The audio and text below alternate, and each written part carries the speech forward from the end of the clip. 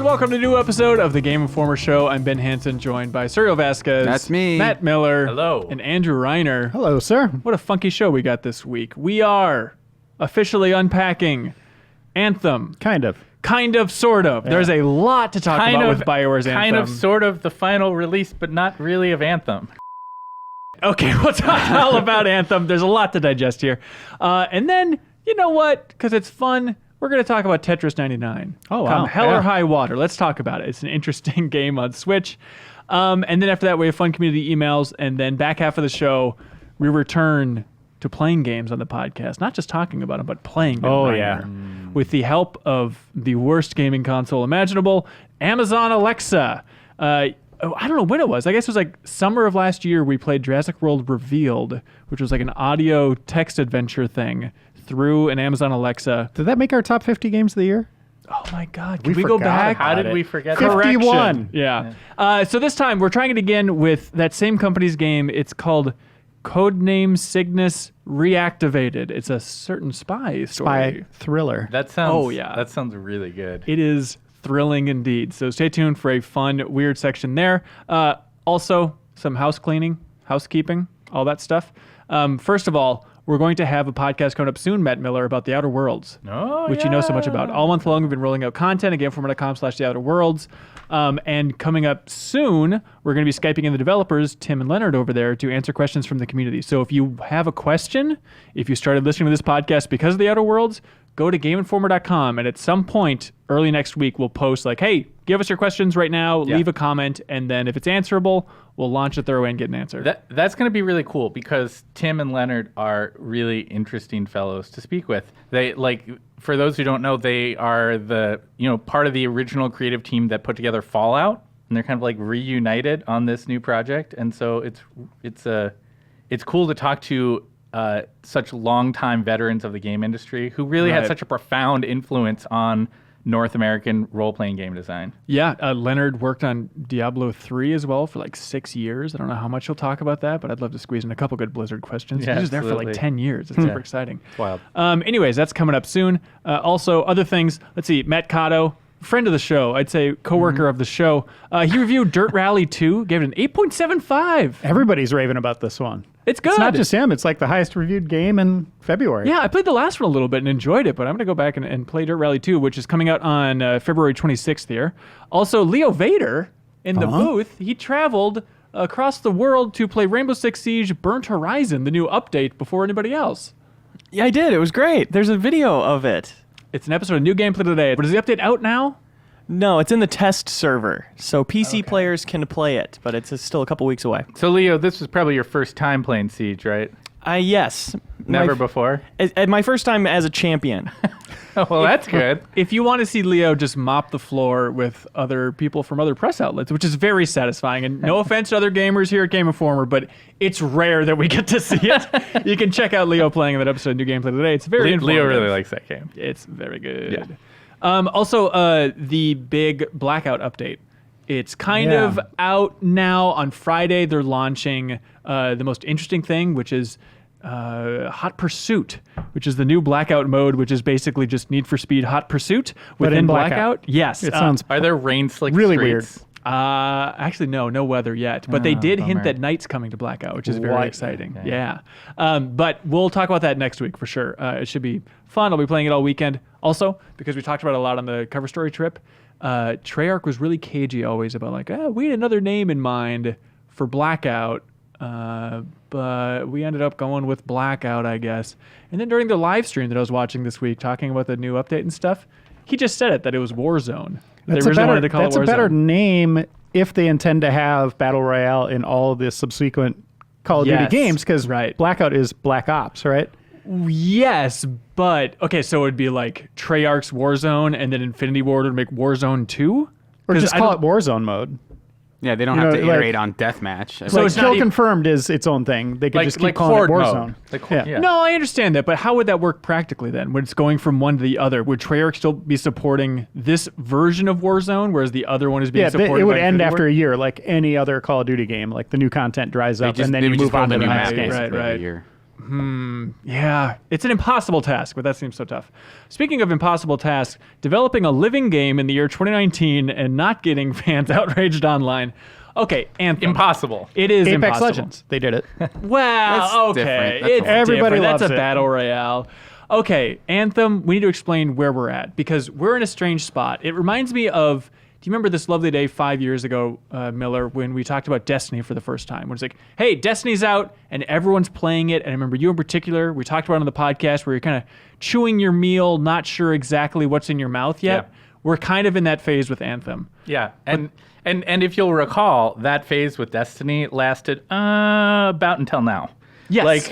It's And it turned out that Destiny was pretty good. pretty good. Right? I mean, Yeah. like, Anthem in my mind was always going to be a game that, like, was going to require a little bit of patience to be at its best. It's impossible to put together a game this complicated and have it release at launch and be perfect. Now, that said, It's a little too effed up. right now we've seen some big problems here that all three of us who've been playing at this table, I think, have been kind of frustrated about. Okay, Rander, can you set the scene for Well, what's going on with Anthem right now? Yeah, the full state and all this disclosure. stuff? Yeah, full disclosure. We're at an impasse right now with the review. I'm supposed to be writing the review, and they released the patch notes for the day one version. So we've been playing in early access on EA. Well, sure. Well, it's technically early access on Xbox for a 10-hour trial, and then there's a 10-hour trial on PC. But you can also, if you bought the EA Legion of Access Dawn Premier, Edition or have EA Access Premier. you get the full game a week early. Turns out that the patch notes are significant. Like Yes. big, huge things that are going to change the grind, the amount of time you spend. yeah. Things that I, in my playthrough, and Miller thought were kind of bad. Like this was like one of the worst parts of the game are being addressed in a way that I feel like either I need to start over in my playthrough to see what that is now, what that grind is, because my version of it is no longer What applicable. people will play. Right. Or we get someone else to review it altogether. So we're still in the process of figuring that out as of the time of this recording. Yeah, and that's full disclosure. Yeah. And it's really, when you see something like that as a game critic, it's just like, what do you do? I know people posted their reviews already, and I don't fault them for that at all. That was the time they experienced in the game. That's available now, right? And that people paid for. And Yeah. people were, lots of people are paying for it. And for us, we're still in the middle of it, and it's now like changed. You know what I mean? It's what happened to me with Battlefront, which just drove me bonkers because it was just like everything just changes. Everything you've written is, we didn't publish at the time is now incorrect. Right. It's like, okay, I based it on my own experience, but everybody who's going to be reading this, well, a strong majority of them, this experience won't be applicable at all. It's just Exactly. impossible. And this is the landscape we live in now of games that get updated, and it's making game reviews very difficult and different. But at the very least, you think day one, what's there on day one should be kind of what you're at least looking at, right? Yeah. So that's where we're at. But we're not at day one yet. discussing- We're at day 0.5. Yeah, as you're watching this, you're on the eve of, right? It does feel like that this change pulls the rug out from underneath the idea of like evaluating the game, because the things that will be changed will so dramatically alter a person's experience of play. And really, I think what we're talking about here, mainly, there's a lot of things in there, but maybe you've heard, but there is a crazy gate. A gameplay gate. No, not a physical gate. A stopgap. Thank you. A closed gate, let's say. Four Yes. of them. Yes. About like 10 hours in, roughly, maybe a little bit less than that, in Anthem, there's a point where it's like, hey, just do free play, explore the world of Anthem, and you have to do all these little checklists to unlock these things, which is just, it's a brick wall. Well, and it's, if you look at the achievements on Xbox, maybe by the time you're viewing this now, it's changed, but it was 30% of players finished the mission right before this stopgap, and then it was like 0.3% after that. So that's like right at the 8 to 10 hour mark. Barely anyone was getting through that to the next segment, which, if you want to be a conspiracy theorist, was this created for that demo? Was this For the stopgap 10-hour thing. with the 10 hours in mind? And then, oh, guess what? The patch notes, hey, there's a couple things in there that address that. Maybe. it's I don't know. confusing. I mean, If we take a step back, I think there's something worth saying about the difference between the game that can be sort of seen through the mess here, which I actually have some positive things to say about that we'll get to. Yeah, for sure. But For sure. Separating that out from what, by almost any objective measure, has been some big missteps in the opening weeks of rolling out this game. The first demo that was available several weeks ago was really a total disaster. People who had pre-ordered didn't even get to play the game in some instances because it was so broken from a technical perspective. I think the second demo did a little bit better, but at that point the water was already a little bit poisoned in terms of the online conversation around the game. And then we have this like initial rollout on PC for a very particular group of PC players in the effort of like popularizing EA's like Premier program thing, I guess. But like that in the end has felt like a big misstep because you have all these people, you have people who are going in who've been eager to play and be the first to play, and they're having not the best experience that they could have because apparently it's not like the day one final version. And then other people who are pissed off because they were excited about the game and they're not getting to be in on that early experience of exploring things. So like all that stuff has combined to really make for a in these days, especially with a live game like this, make for a kind of a toxic conversation in the broader community, which is unfortunate because I think there's good things in the game. Yes. Yeah, this is the last time I play a game early through EA Access. Like, right. I've been burned twice on it now. Like, and what we're looking at from your vantage point, or you think even like people listening and watching this, they should just hold off on all that stuff? I think everybody should. Yeah. I mean, this again, all the press out there is pretty negative about the tomb, right? This mission we're talking about that is this stopgap, and we haven't tested the game once the patch is in yet, so we don't know how significant it's going to change it. But I have a hard time believing that all the playtesters, everyone at BioWare, released this game where 4 people are on the battlefield at once, and credit only goes to the one person that opens the first person that opens the chest. It's like, hey, you got to open 5 chests or whatever it is. No one in focus testing made it. Yeah. No one at BioWare. BS. It's seriously, it's crazy. And everybody immediately, the public, once they started playing it, this was a huge issue. Yeah. And there's also structural things about the way this content's presented that just rubs people the wrong way. I mean, I don't think it's unusual in a game like Destiny or The Division or now with Anthem to have things like this where you have content that you're like, oh, I'm going to try to get this really cool weapon and I've got to do this kind of grindy thing to get it for a while. Like, I think that's kind of accepted and I don't even know that it's necessarily something that's upsetting for everybody. There is something that can be fun about like a grind for something that you really want and that you want to, I mean, even World of Warcraft still like embraces that model. But here it's like right at a point in the story that it feels awful to have happen. Right as things are kind of ramping up into a sensation of like, oh, we really got a cool sci-fi story on our hands. You have this, it's like all of a sudden reading a novel and then there's 5 chapters on something you don't care about before you can follow through and get like the big story beat. And or the editor coming in and just being like, here's kind of how I built this stuff. Yeah. Like just kind of breaking your immersion. And it's like Miller's saying, there's this point in the lore where you're learning about these tombs and you're like, oh, this is cool. And you go out, you find one of the tombs in the open world. It's telling you to embrace free play, right? Like go out and find these. And it happens in all those games, right? It's the point where it's like, okay, they want you to branch out a little bit, and explore a little bit. There it is. But then once you see what you hit, you click on the door and it's like, you're not worthy because you haven't completed 5 world quests, open 15 chests. Yeah. And here's the thing, chests, what we were just talking about, the first person in a party to open it gets the credit. So you need to open 15 of these. By the time I got to the door, I had 3. But I've opened probably 12 with my team at that point. But you hadn't been rushing to them. Exactly. Right? Yeah. And again, like I can't believe that this got through. Yeah, like because on its surface, it was supposed to be like, I want to say that they wanted to track your progress throughout the entire game, right? But then there were bugs that where it's like it wasn't tracking my progress at all. Depending on what menu you were looking at those objectives in, it tracked different progresses. So like, yeah, it was one of those things where I had like the way I got that chest thing was that there's a chest that you can get in pretty early into that world that I just would go in, dive into the waterfall, get that chest, and then reload that instance. Sucks ass. Here's something. I got this. Miller's like, there's a video out there you can watch that shows you where the chests are. Do that. That's what I did. So I booted it up.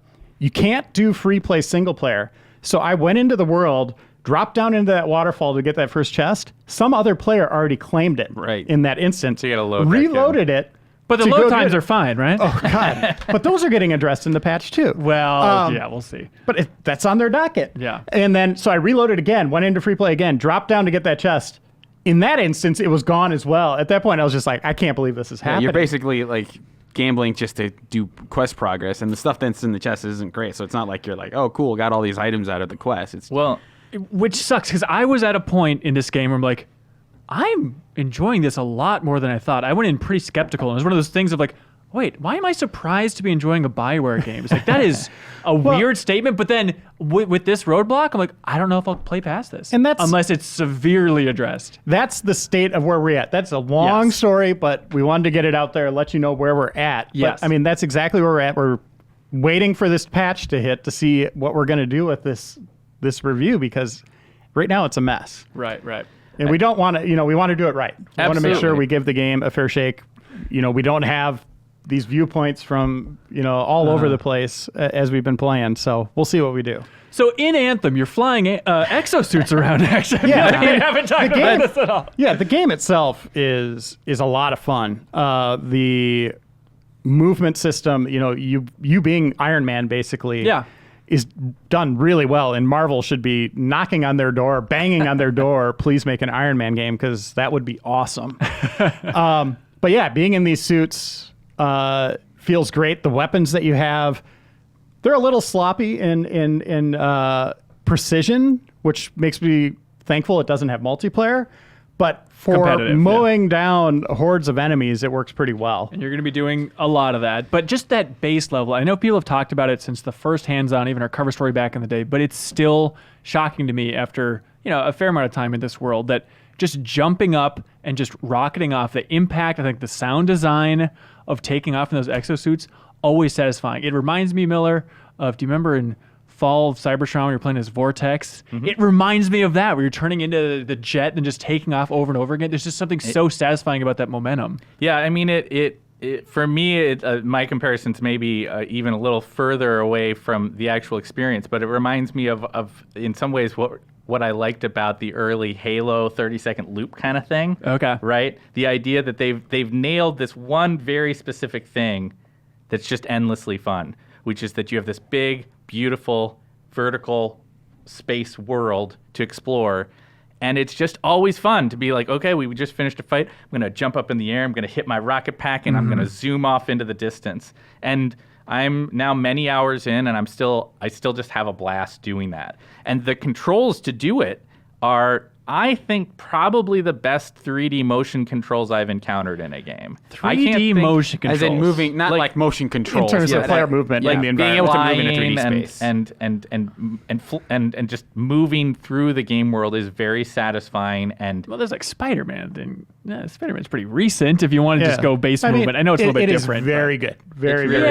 Yeah. And it's also breathtaking, like visually. It looks really, really great. It's not maybe the most gigantic play space that any game has had, at least here at launch. But I think that's going to expand over time. And what is there just is evocative and alien, and yet simultaneously familiar. It's just a great play space. The thing I was like, what does this remind me of as I'm flying around? And it hit me. It was like, oh, it's like Uncharted. Like you're always in a jungle of some sort or some kind of forested area. There's a lot of greenery, and then you find some kind of ancient ruin kind of tucked in there, and you want to go explore it. Yeah. That's like the whole world is that way, right? Like I haven't found a lot of variety in the world, right? Unless you tunnel somewhere else later in the game. But I do love just the vistas that they've put together, and the hints at old civilizations being a part of this. I want to know more about that stuff. Yeah, for sure. It is a little bit like, it forces you to play free play and these dumb tombs. It's like, all right, I'll just get to walk around the world a little bit. I'm kind of underwhelmed by the activities that I'm encountering out there, but you're at the not same doing time, much outside of the things that pop up, like Right. the random quests or world events, whatever they call But them. just on a superficial level, it is, just that impact of like, oh, this scenery looks so awesome. And it is Derek Watts, is the same art director as the Mass Effect trilogy and stuff. And I think that art team did an awesome job. Yeah. And I think even the flying factors into combat as well. Like the way you can sort of crowd control and sort of like prioritize different targets based on your ability to dash and, hover. Well, I think it makes this feel like unique among these types of games. There's smart decisions like the Storm class Javelin. That's the name of the mechs. The Javelins can hover as it's in combat. Whereas other ones are maybe a little bit more ground-based. They can do it, but it takes long. Like They can't they're do it more as limited. long. Right. Yeah. So they have a dynamic where if you are using the different classes, you see different things unfold in the combat. And the Storm is just like the ultimate wizard, right? Like just Awesome. unleashing fire, lightning, and as Miller said, it's gorgeous. And I think some of the best particle effects and just explosions I've seen Certainly in the game. most particle effects. But Your eyes might hurt after playing this game it's for 4 effective. hours. It's effective. It looks cool, but there's definitely moments in combat where it's like blue, red, sparks flying all over the place. Like, I don't know what's happening. I need to just rocket out of here and get my bearing. I find myself thinking frequently as I play this game about how much fun I had with Mass Effect 3's multiplayer, which makes sense. This is another BioWare game. For people who share my enthusiasm for that experience, the combat here feels like that, but more mobile and vertical because of the flight component. Like Mass Effect Andromeda, and you can hover in the combat. It makes me think a lot about that. Actually, yeah. I mean, you have that like it's not going for the same super tight actiony kind of thing that you might have in, like, let's say a Destiny, right? But the combat is still really satisfying because you're putting together interesting combinations of different abilities. They don't emphasize this enough, but the whole like primer detonator thing for combos is a pretty satisfying thing to pay attention to. I have Why nothing- they didn't focus on that and like tutorialize it, I don't understand. What is it? I've never done this. What is basically, every ability that you get is either there's a Not everyone, but a lot of like them. a lot of them have are either a primer or a detonator. In which, so if you have abilities of different elements with, so a primer is basically the setup, and then the detonator is the thing that sort of detonates the combo big and damage. yeah, It's a and- punchline. Yeah, and triggers a ton of damage. Like not all abilities do this, but most of the ones They tell that I you in found. the yeah, it's menus. either a circle or like a little Okay. like ninja star looking thing. But to open one of those tomb doors, Ben Hansen, you're going to need to do some combos. Joke's on you. I probably will never open a tomb door. So that stuff is like, even though for a lot of my playtime I've sort of used the same combo of like freeze them and then drop lightning on them, right? Because it looks awesome. Because it looks cool. But like even just like the very minor decision of like using ice before I use lightning makes me feel smart, even though that's not like an incredible like decision, right? So you can sort of spec your character in a way that makes the gunplay like, even though it's not the greatest, it kind of minimizes sort of its importance. Because there are certain builds that I've had, even like as I've played, that I am not using a gun for like a minute and a half, basically, because I'm just spamming abilities. Yeah. And I think like how different each of the classes are, I think is really cool as well, because like they take up different positions on the map, and you can feel more like a part of a team. There was clearly some decision making on the creative side at some point in this game's development that valued accessibility maybe a little too highly, rather than the strategic depth that I think the game is capable of in its combat. And maybe towards the end game that'll change. I little bit, hope yeah. I'm not at the end game yet, Yeah.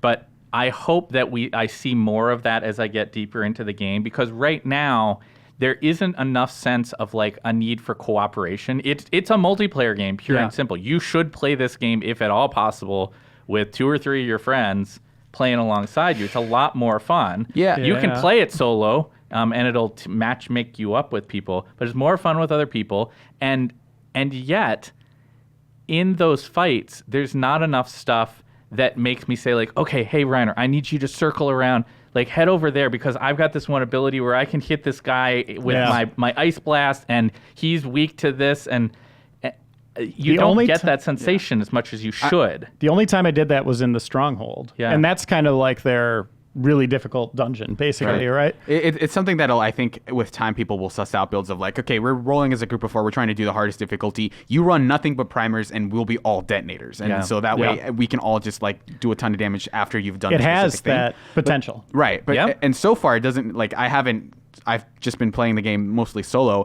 and I feel like that's like a pretty good way to play it because I think the story kind of like messes with the pacing of this being a co-op. I don't want to play with my friends because I was enjoying the story and was following along pretty well. And the idea of like forcing everybody to shut up so I can hear the VO during the missions. There's a lot and of then, VO in the missions. And then like waiting for all your buddies to take care of their part back at Fort Tarsus, like the headquarters, basically the tower equivalent in Destiny. Like that just feels like an uncomfortable, terrible rhythm and not a good experience with my friends. There is I think the story is engaging, but there's like the way the game is structured, it feels like it is geared towards that grind. So I was like, you know, in terms of this being a podcast game, I was constantly tempted to just like, okay, here's the mission.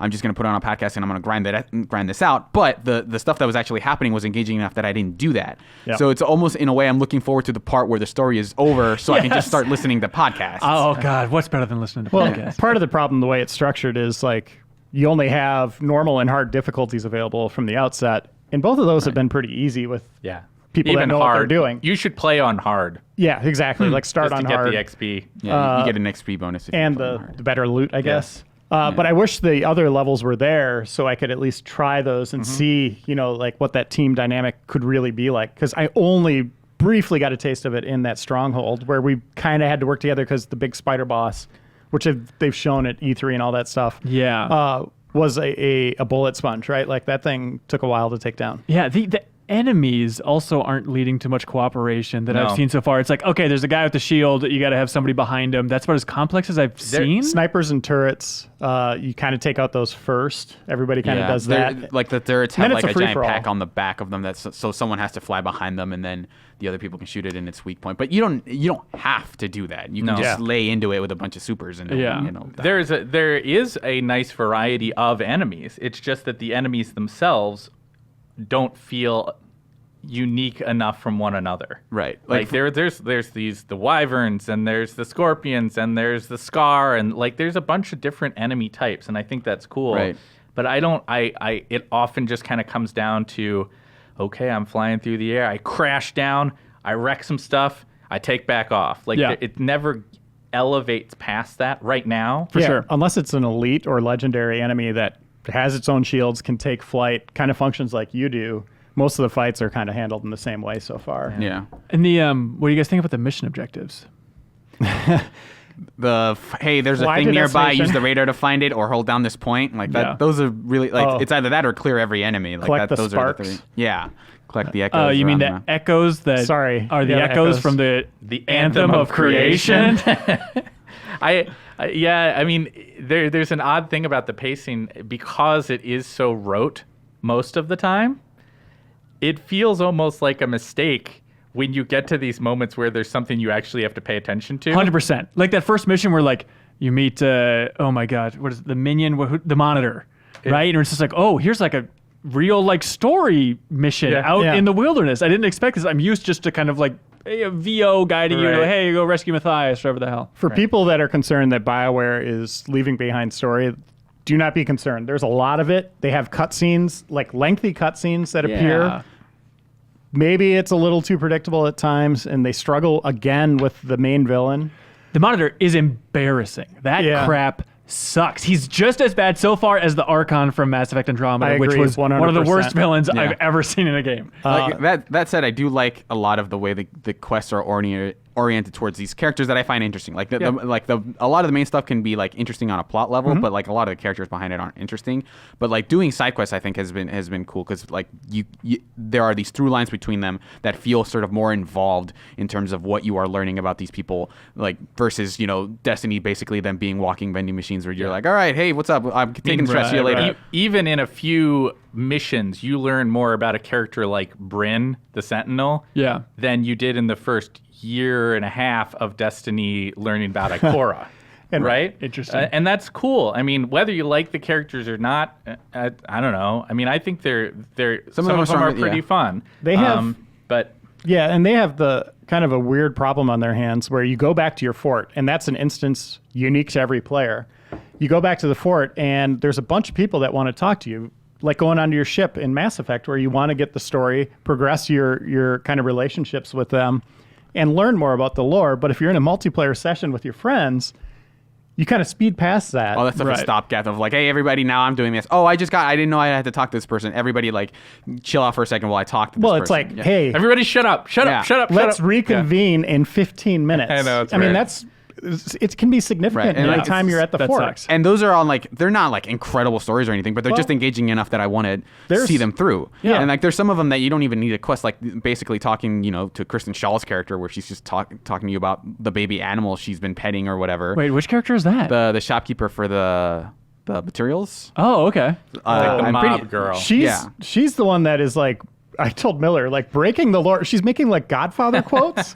Oh, really? Yeah, I I'm haven't like, talked to what her, I is don't think. happening? She's like right by the forge. Okay. Oh, gotcha. So she and like there are quests that basically resolve without you ever going on a mission, and it's just to enrich that world. And I think it works well enough to sort of like be a thing where you're not just grinding out missions. Right, you're going to the bars and people to talk to around there, Right, stuff like that. but yeah. I feel like there are like at numerous points in the game, it feels like it clashes with this game's constant inclination to have you grinding out missions. There's things like where you can pick up documents and read, and I know people don't like that, but I think anthems are really interesting most of the time, where you'll go over to one faction and they'll have one belief on what the anthem is, whereas you go to another one, they're like, we don't even know if this thing's real. So you get this kind of like taste of how the society is uncertain about the anthem itself. But the ciphers can listen to the anthem, and it's beautiful. They wouldn't trade it for the world. They mentioned Anthem so many times at the start of this game. See, I actually think that the whole cipher and Anthem and listening to it, it's like a cool element of the fiction. I know, but I'll have to go back to it. But the first 3 hours of Mass Effect, I don't remember them saying the phrase Mass Effect 700 times. Maybe not. The one thing I'll say, though, like sometimes you'll click on a document and it'll be like a shopping list, and you're like, what is the? And Maybe it's like, there's something. We want you to believe the world is like lived in, so these are kind of things you'd find. I feel like if I were to highlight on the sort of single player experience side of things that they seem to have wanted to emphasize, I would highlight two really big missed opportunities that I do think they could resolve in subsequent evolutions of this game. One of them is that the choices that they tried to imply should matter don't. Right. Like, you talk to these characters, and there's a binary choice, which I think is doable. I think you could have it be binary and have it be really simple, but they should really change things. Like, in your version of Fort Tarsus, things should be dramatically different. Like, and they're not. You feel like most of the decisions you make in those decision trees just don't have weight to them. Absolutely. And so you don't start to pay attention to them in the way that you could in like another role-playing game. So you lose that. And then on the other side of like choice and customization, the other big thing that I feel like this game has missed the boat on, at least at launch, is a sense of customization of your character and of the way you look. And they have this great system for like applying different paint and materials and stuff that I think is awesome. Yeah. It's very Armored Core. Yeah. The actual thing at launch, you have like one or two things for every class to put themselves in. Yeah, and like there's the one you have. I think there's like the one if you got the special edition, and then there's a set you can buy with like microtransactions. Well, and that's the thing. They only offer a couple in microtransactions. Yeah, there's just not a whole lot. There's in no that like store. N7 stuff, any of that. And it's, well, there's like a paint for N7. Yeah, but you have to like. Most of it is like implied that you craft. You got to buy the crafting materials to be able to build the stuff. Right. Yeah, and I haven't gotten to the point where like that stuff is super like necessary or involved at all. I've gotten to the point where I don't think it's that interesting. It's like, okay, I made the exosuits look the way I want. Fine. I haven't thought about it again. But like every time characters talk about it, especially Prospero, right? The vanity store man, is a microtransaction man. Basically, he's like, hey, this is where it gets fun. Come on in, customize this, show off your exosuit in the social space. Like, I don't think I give an S. In a lot of ways, they've created the story conceit around it that it's even more important than it is in a game in like Destiny, right, or World of Warcraft with the outfit that you and the armor pieces you wear in an MMO. Here it's like you are inextricably tied to your javelin, and your signet is unique to your javelin, and you're the only person who can control it, and it's your lifeline out there in the wilderness.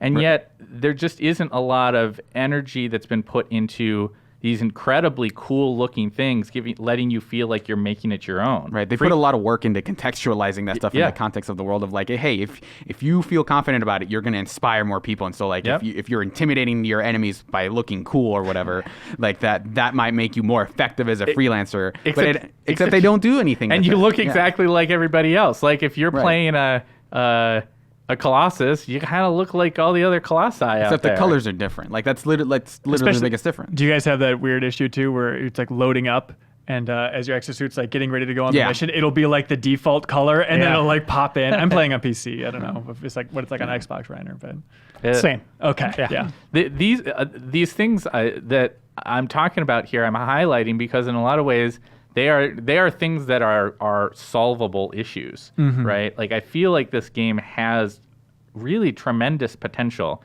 but it is not anywhere near to that full potential at launch, and that's okay. I mean, like these are really hard games to put together, but it's disappointing to see so much stuff, just like so many obvious things left on the table that could make the game, that could have been like focal points, that it's just missed opportunities. Especially when a lot of it feels like they went down a checklist of like, here's complaints that people have about like Destiny or the Division, where it's like you matchmake it into everything. We're not going to ever let you play alone. Everything is the same group activity, so you're never like, okay, well, we're playing Crucible, so we need 4 people versus a Strike where we need 3 or 6 or for a raid. And like there's a lot of like quality of life stuff that I think sort of improves upon what people want, but there are so many other areas where you look at it and it's like, why didn't you also like sort of keep the parts that are good about these other games? So it seems like there's a lot of like up and down overall. There's a lot of just weird stuff. I don't know if you guys had this issue too, but it's like, okay, here's the mission I'm on. I'm gonna load into this mission, not even quick play necessarily, but like start as an expedition. Long ass loading screen, way too MFing long. You finally get in the game, and it's like, oh, the mission has already started, and I've missed like some lines of dialogue, and then there's a warning on the bottom saying like, you're too far away from your teammates. I'm like, I just spawned in, and then it's like, all right, here's a countdown. You got to get your teammates in this time. Like, okay, I'll fly over there. You'll often start missions mid-mission. But then that's not even the worst part, because then I'm not able to get to my teammates in time, and then all right, another huge ass loading screen, and then it'll warp you in, and you're in a place you don't know what's going on. There's Owen, your buddy, is like mid-sentence. Like, I don't know what's happening here. That happened to me once out of, I don't know, 60 jumps, something like that. Okay. So it's not like, it doesn't happen often. It happened to me for a little while. Like it's been somewhat frequent. I suspect it happens more often in quick play, where you're just saying like, hey, put me into a mission.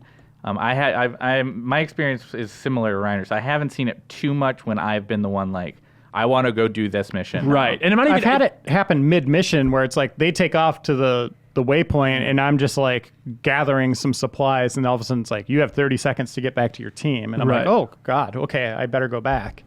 Or catch up to them. Yeah. But that's the only time I've seen that come up. But it wasn't even quick play that I'm talking about. I'm talking about like starting the expedition on my own. Quick play is something else entirely, where apparently it can put you in like the final mission of the game, which they do have some warnings about, like, hey, there might be spoilers. But on the cover story trip, talking to BioWare, they definitely talked about like, you're not really going to be spoiled by doing quick play or playing in the open world. But like, that's not true. That's not true. There's more story through the VO in those situations than I think I was even expecting. And I think some stuff can be spoiled, even if it's not a cutscene back in Fort Tarsis or anything. Yeah. Very strange. It's just strange release, and it's not at its best yet, but I'm enjoying it. Me too. I'll say that. I am.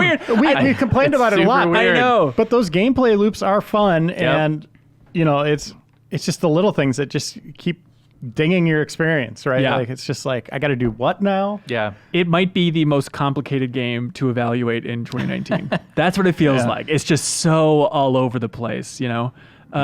Also, it's funny. I don't know about funny, but it's interesting caring about like the setup for the game. And I love a big studio like BioWare and a big publisher like EA at least going for it and swinging for the rafters, for the fences, however you want to put it, trying to make a new IP. I think it's it's a tall order. It's fun to experience a new world, and then start to figure out, like, why are they taking this certain track? And there's a weird beat in the beginning just talking about, like, boy, these freelancers, they've really got the crap beat out of them. Like, their reputation's really in the gutter here. And it's like, you think about where BioWare was coming from when coming up with the story. Sure. It was like Mass Effect 3 ending was still a huge deal. You feel in that like studio. There's some resonance there. I really do think that's that's a 1-to-1. Can I make an appeal right now in case by some miracle there's an Electronic Arts representative listening to this conversation right now? Yeah, you have to look directly in the camera. Okay. Yeah. Please don't give up on this game after 3 months. That is my deepest worry, is that Anthem is a game that has a lot of potential, but like the other games that are in this style of loot and shoot and progress your character, it's just going to take some time before it is going to be really good. Say what you will about, like, the now dissolved relationship between Activision and Bungie, but, like, that was a relationship that recognized that it was going to take some time before the game could be at its best, right? And Electronic Arts has not, in recent years, exhibited the capability to be patient with something in the way that you're going to have to if you want Anthem to be a success. And I really, really hope that they get that, and that they're like, it's a multi-year plan, not absolutely. just like, let's see how you do in your first month. And if they can do that, I think Anthem could go to someplace cool, presuming that the community out there is willing to also have a little patience. Right. And I think it's especially tempting for them to do that in the wake of, like, Apex Legends, of like, well, we have a game we can siphon money from the foreseeable future. So you guys all start converging on Dragon Age at this point. Like, if this doesn't, or do they as could well just as close up BioWare, which would suck. Yeah, which would be. I don't want that to happen because they are so important to our industry. Absolutely, some of the best storytellers. They cannot go away. Yeah, I absolutely love BioWare. No, but just talking about, like, some of the best storytellers. I'm looking at this villain. I played Mass Effect Andromeda. Commander Shepard is one of the greatest characters. Playing this, it reminds me of, like, how important BioWare is, and people think BioWare, number one, writing story, right? Number one by a mile. And that comes down to, I understand it's a group effort, but that's like a handful of writers, right? And when there's people rotating out, people leaving BioWare, new people coming in. That's the same with every game company to date. Even you look at, like, Naughty Dog, you have different people working on Last of Us 2. It's not the same crew. You have the same person shepherding it. Exactly. But there are different writers working on it now. Yeah, but it's still Neil Druckmann. Well, he's there, but I'm saying, like, the other people that it takes many people to put these things together, it's a different crew. Absolutely. I'm just saying it's weird for this entire studio, so many talented people, and then for so much of that pressure to be boiled down to this small group of writers that does rotate through. Yeah, but you have a bar for that field of your profession, right? Like, you're trying to bring in the best of the best. Do you think Anthem's hitting that bar so far? I think it has the potential to. I got to see where it goes. Yeah. I don't know why they struggle so much with villains at that company. I'm kind of baffled by that. But can I read some dialogue from this fella? But there are things in that game that I like, and there are characters that I feel like you're the dude at a presidential debate right now who's just been waiting for the moment. Oh, did I write down quotes You from the sprung my trap. It's time for me to attack. No, this monitor guy. He has the same nonsense that Mass Effect Andromeda's villain has, where it's just like him constantly putting the character down, and then eventually you'll get the upper hand and be like, oh, what has happened to me? I don't know where the story goes. I assume it's going that direction. But the monitor has a line where it's like, I think it's important to take measure of your adversary, and I find you lacking. That kind of crap. It's like, okay, fine. It's so clearly over the top villain. He's so clearly he's a George Darth Lucas. Vader. Yeah. It's insane. Okay, there's a line here too, where the monitor says, hey, give up now and spare the agony. And then the freelancer here, main character, says, agony is going to be this bullet up your ass. Those are those moments where I sit back and that one. It's like, Get that bullet in there. Come on, BioWare. I think that in the age of video games that we currently reside in, it is increasingly important to acknowledge, and we've talked about this on this podcast before, that there are a bunch of disciplines at play in the story and narrative of a game. It is not just storytelling. It's about world building. It's about script. Yes. It's about Presentation. voice actors. It's presentation. There's a lot of factors, and I think it's a disservice to BioWare if we don't give credit where it's due. That they have done some remarkable world building Yes, here. absolutely. This is a really cool place and history to inhabit. I'm with you. Some of the individual beats of story Now- are maybe not totally there. Yeah, the bullet in the ass is a real. That's a real coming of age story because it's like, if this character knew, you go for the headshot. Right. So it's a 3-part arc. You That's first you right, shoot him yeah. in the butt, and then the chest, and then third Right, game the right. head. You learn. And Yep. Owen seems to be in the early hours of the game the character you interact with the most. He gives a lot of thumbs up. Oh my God, are his arms all over the place? It's like really like personality equals arm movements, right? Okay, Owen, got it. The second I heard him, I'm like, oh no, this is the cat or the who's the characters from Knights of the Old Republic everybody hated. Mission? No, Oh, there's Mission. Oh, I can't remember. There's Karth? always Karth Onasi. Oh, okay. There's Karth. always a character like that in a BioWare game where you're like, oh, he's just going to be around everywhere. I don't mind Owen. No, he has grown on me as the game has gone on. Yeah, I He's think- actually a part of a pretty big mission. That's a Yeah. kind of cool story moment. And like this, it speaks to where we started our conversation, which is that like the whole stop sign thing of the tombs, Yeah. like it breaks things up in a way that's really too bad because I think that they, at the point that it happens, had just begun ramping into some good Yeah. storytelling. Like and Halleck I'm and now, Faye are, Yeah, I'm those are my past that favorite now, characters, and I for sure. really like straight up. You said you might just not finish the tombs, and Yeah. that makes me sad because like the stuff that happens after that, where you start really getting a sense of like, okay, this is my crew now, right? Right, like I'm right. teaming up with these guys, and Yeah. there's some tension with this guy who like we had a rough thing that happened 2 years ago. Like all that stuff starts to kind of form up into a coherent storyline Yeah. in the hours afterwards. And I think you're going to be one of a lot of people who like get to that point and are like, I'm done. Yeah. And that's too bad because I think there's the potential for some cool stuff I there. completely agree. I also think at this point it's too bad that BioWare structured the game like they did for this Sure, section. oh yeah, absolutely. I don't fault you for like falling off at this point. I'm saying it's like that thing extra sucks because of what it Yes, prevents you yeah. from seeing. Yeah. Well, come Friday, it might be a different story Yes, in terms exactly. of progress. If you already started on PC, though, will it track does it know that these chests were opened in your playthrough and give you I credit? don't know. I doubt it. Yeah, we'll see. Well, guys, as they say in the world of Anthem, strong alone, stronger together. And we'll talk about it next week when Yes. we have a Yeah, review, yeah. maybe. Exactly. Okay, stay tuned. Look at GameInformer.com. There's going to be Anthem stuff popping up here and there. For now, do you guys want to clap out? You got it. Yep. Hey, we have Kyle Hilliard. Hi. And we have Dan Tack. What am I doing here? Big man on campus. Dan is here representing all things Battle Royale. He's the Okay. personification of the concept of a Battle Royale. Where are we dropping, boys? Yep, all of his cells. There were 100 Dan Tacks, and he was the one that remained, right? in a It's way, true. aren't we all? Aren't like sperm and the egg just kind of God's Battle Royale? Wow. Leo Vader in the booth. You Yeah, could say boy. that nature created Battle Royale. That's right. And Surreal's still here too. Anyways, Kyle Hilliard, you reviewed Tetris 99. Yeah, that was weird, but I wanted to. I like giving scores to things. Is that true? Do you like reviewing? Yeah, I think I always like. There's been plenty of games where we're like, I don't know. Do we kind of shrug our shoulders like, yeah, can we review this? I'm always like, yes, we can review it. We can Right. give anything a score. Right, like go to Auto Chess. I can give that wall over there Yeah, a score. That's not a topic for discussion. Give that. What's the wall? What's the score on that wall? It's like a 7. It's Back on track. Tetris Yes. 99, free game on Switch. With an asterisk, right? How's that? I just don't like. I mean, you have to subscribe to Nintendo Switch Online. We just paid. I suppose so. Which right. I mean, I don't know. It shouldn't be like elevated as a free game. It's not a free game. You have to pay something to play it. Right, and in theory, then Nintendo. Sorry for saying in theory. Nintendo paid the Tetris company. Eureka. Okay, just some money because there's no monetization within this thing. Like it is a No, wild. it's the Netflix model, right? Like you don't earn anything directly from Right.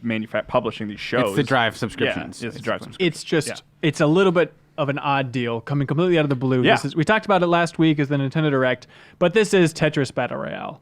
Yes. As David Vonderhaar said, I think this is This is Tetris Battle Royale. Yeah, definitely. Okay, 99 players. Obviously, it's called Tetris Yeah. 99. You work your way down to being the final player, as everybody on this table knows exactly what that feels like. Close. Oh, you guys haven't won Tetris? I played 99? one game. And I got 27th. That's not For one game, my that's first. all right. My first time was 8th place, but wow, interesting. Kyle, yeah.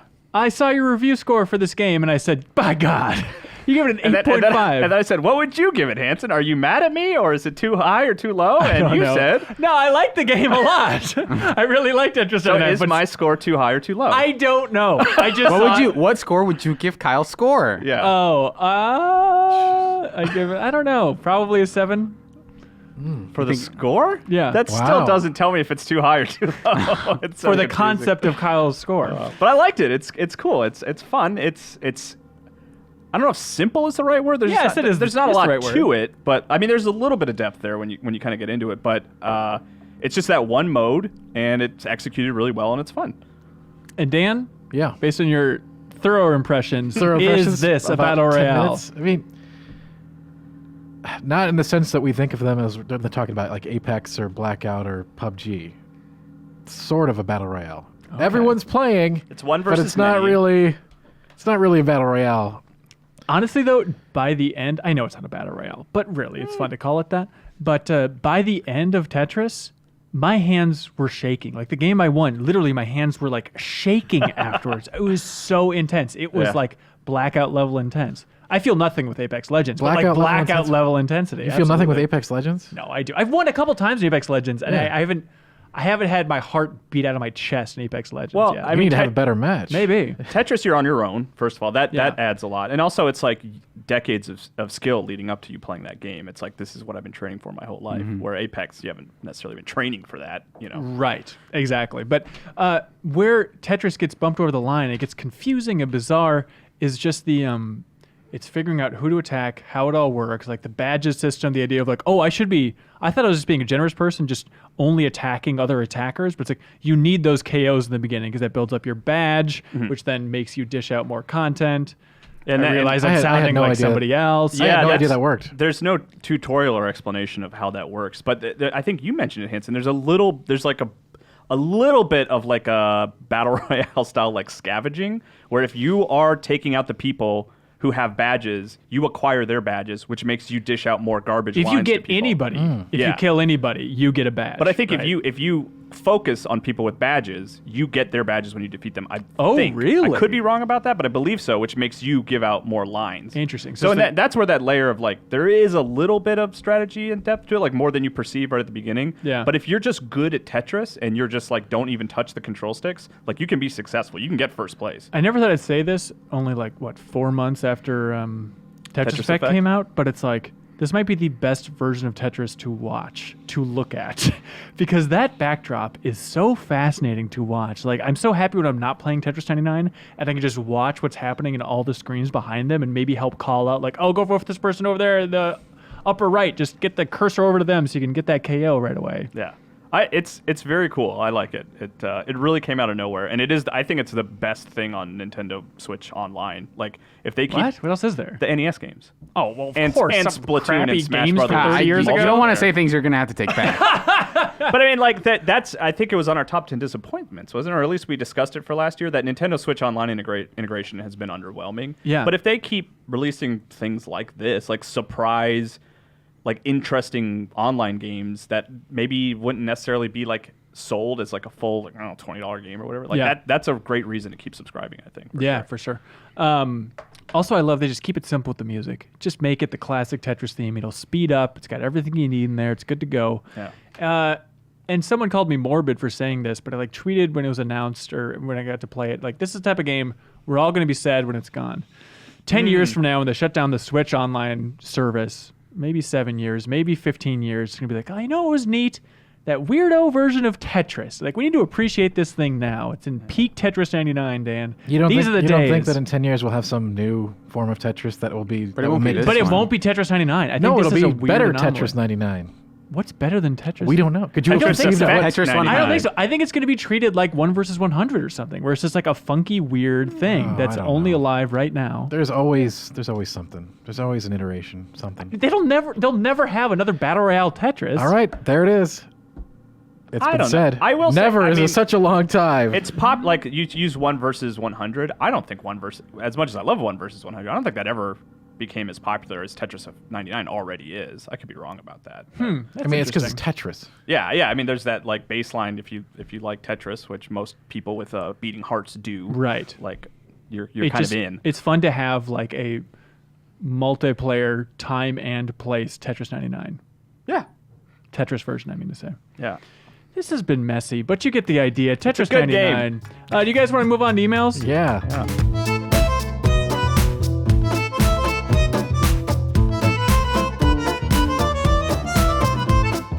And welcome back to the Game Informer Show. We have some great emails. People sent them in where? Podcast at GameInformer.com. As everybody knows, that's spelled. PODCECAST.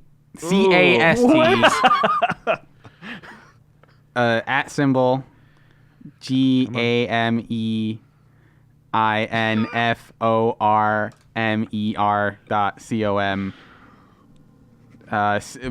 BCC. You got it. I was expecting us to go around the table for that, but I'm happy you took the full thing. Podcast@GameInformer.com. People send in feedback, thoughts, questions, answers to life's greatest questions, dares, little games for us to play, anything that makes the show better, anything that you were talking about with your friends about video games. And it's like, yeah, what's the deal with that? That thing's interesting. Podcast@GameInformer.com, Dan. What's the deal Yeah. with Apex Legends? That's it. And our favorite email of the week, we're going to give that person email of the week and put a pin in the big map where they're from. Honor back there. them something good. All right, ready? I can't wait. First email. This is Joseph from Gresham, Oregon, God's country. My question today is this. Which game of 2019 do you want to play but have the lowest expectations for? Ooh. Okay. Want to play Yeah, I got the it. lowest So expectations. Division 2, I think. Oh, that's a great answer. Why? Because I really enjoyed the Division 1 once I played it after they added everything into it. Yeah. I got with my gaming crew because I remember when I played Division 1, I was extremely underwhelmed and I dropped it real hard. And then I came back after they had added, months and months of content. And then it was enjoyable. So Division 2, I'm just hoping it's not like the same deal as the first. Like it's going to start off really, this is okay. Might be fun. I don't know. And then it'll just drop off fast. I'm hoping it's got a lot of that meat in it already there. Yeah. But we'll see. That'd be nice. Let's see. Anthem an appropriate answer?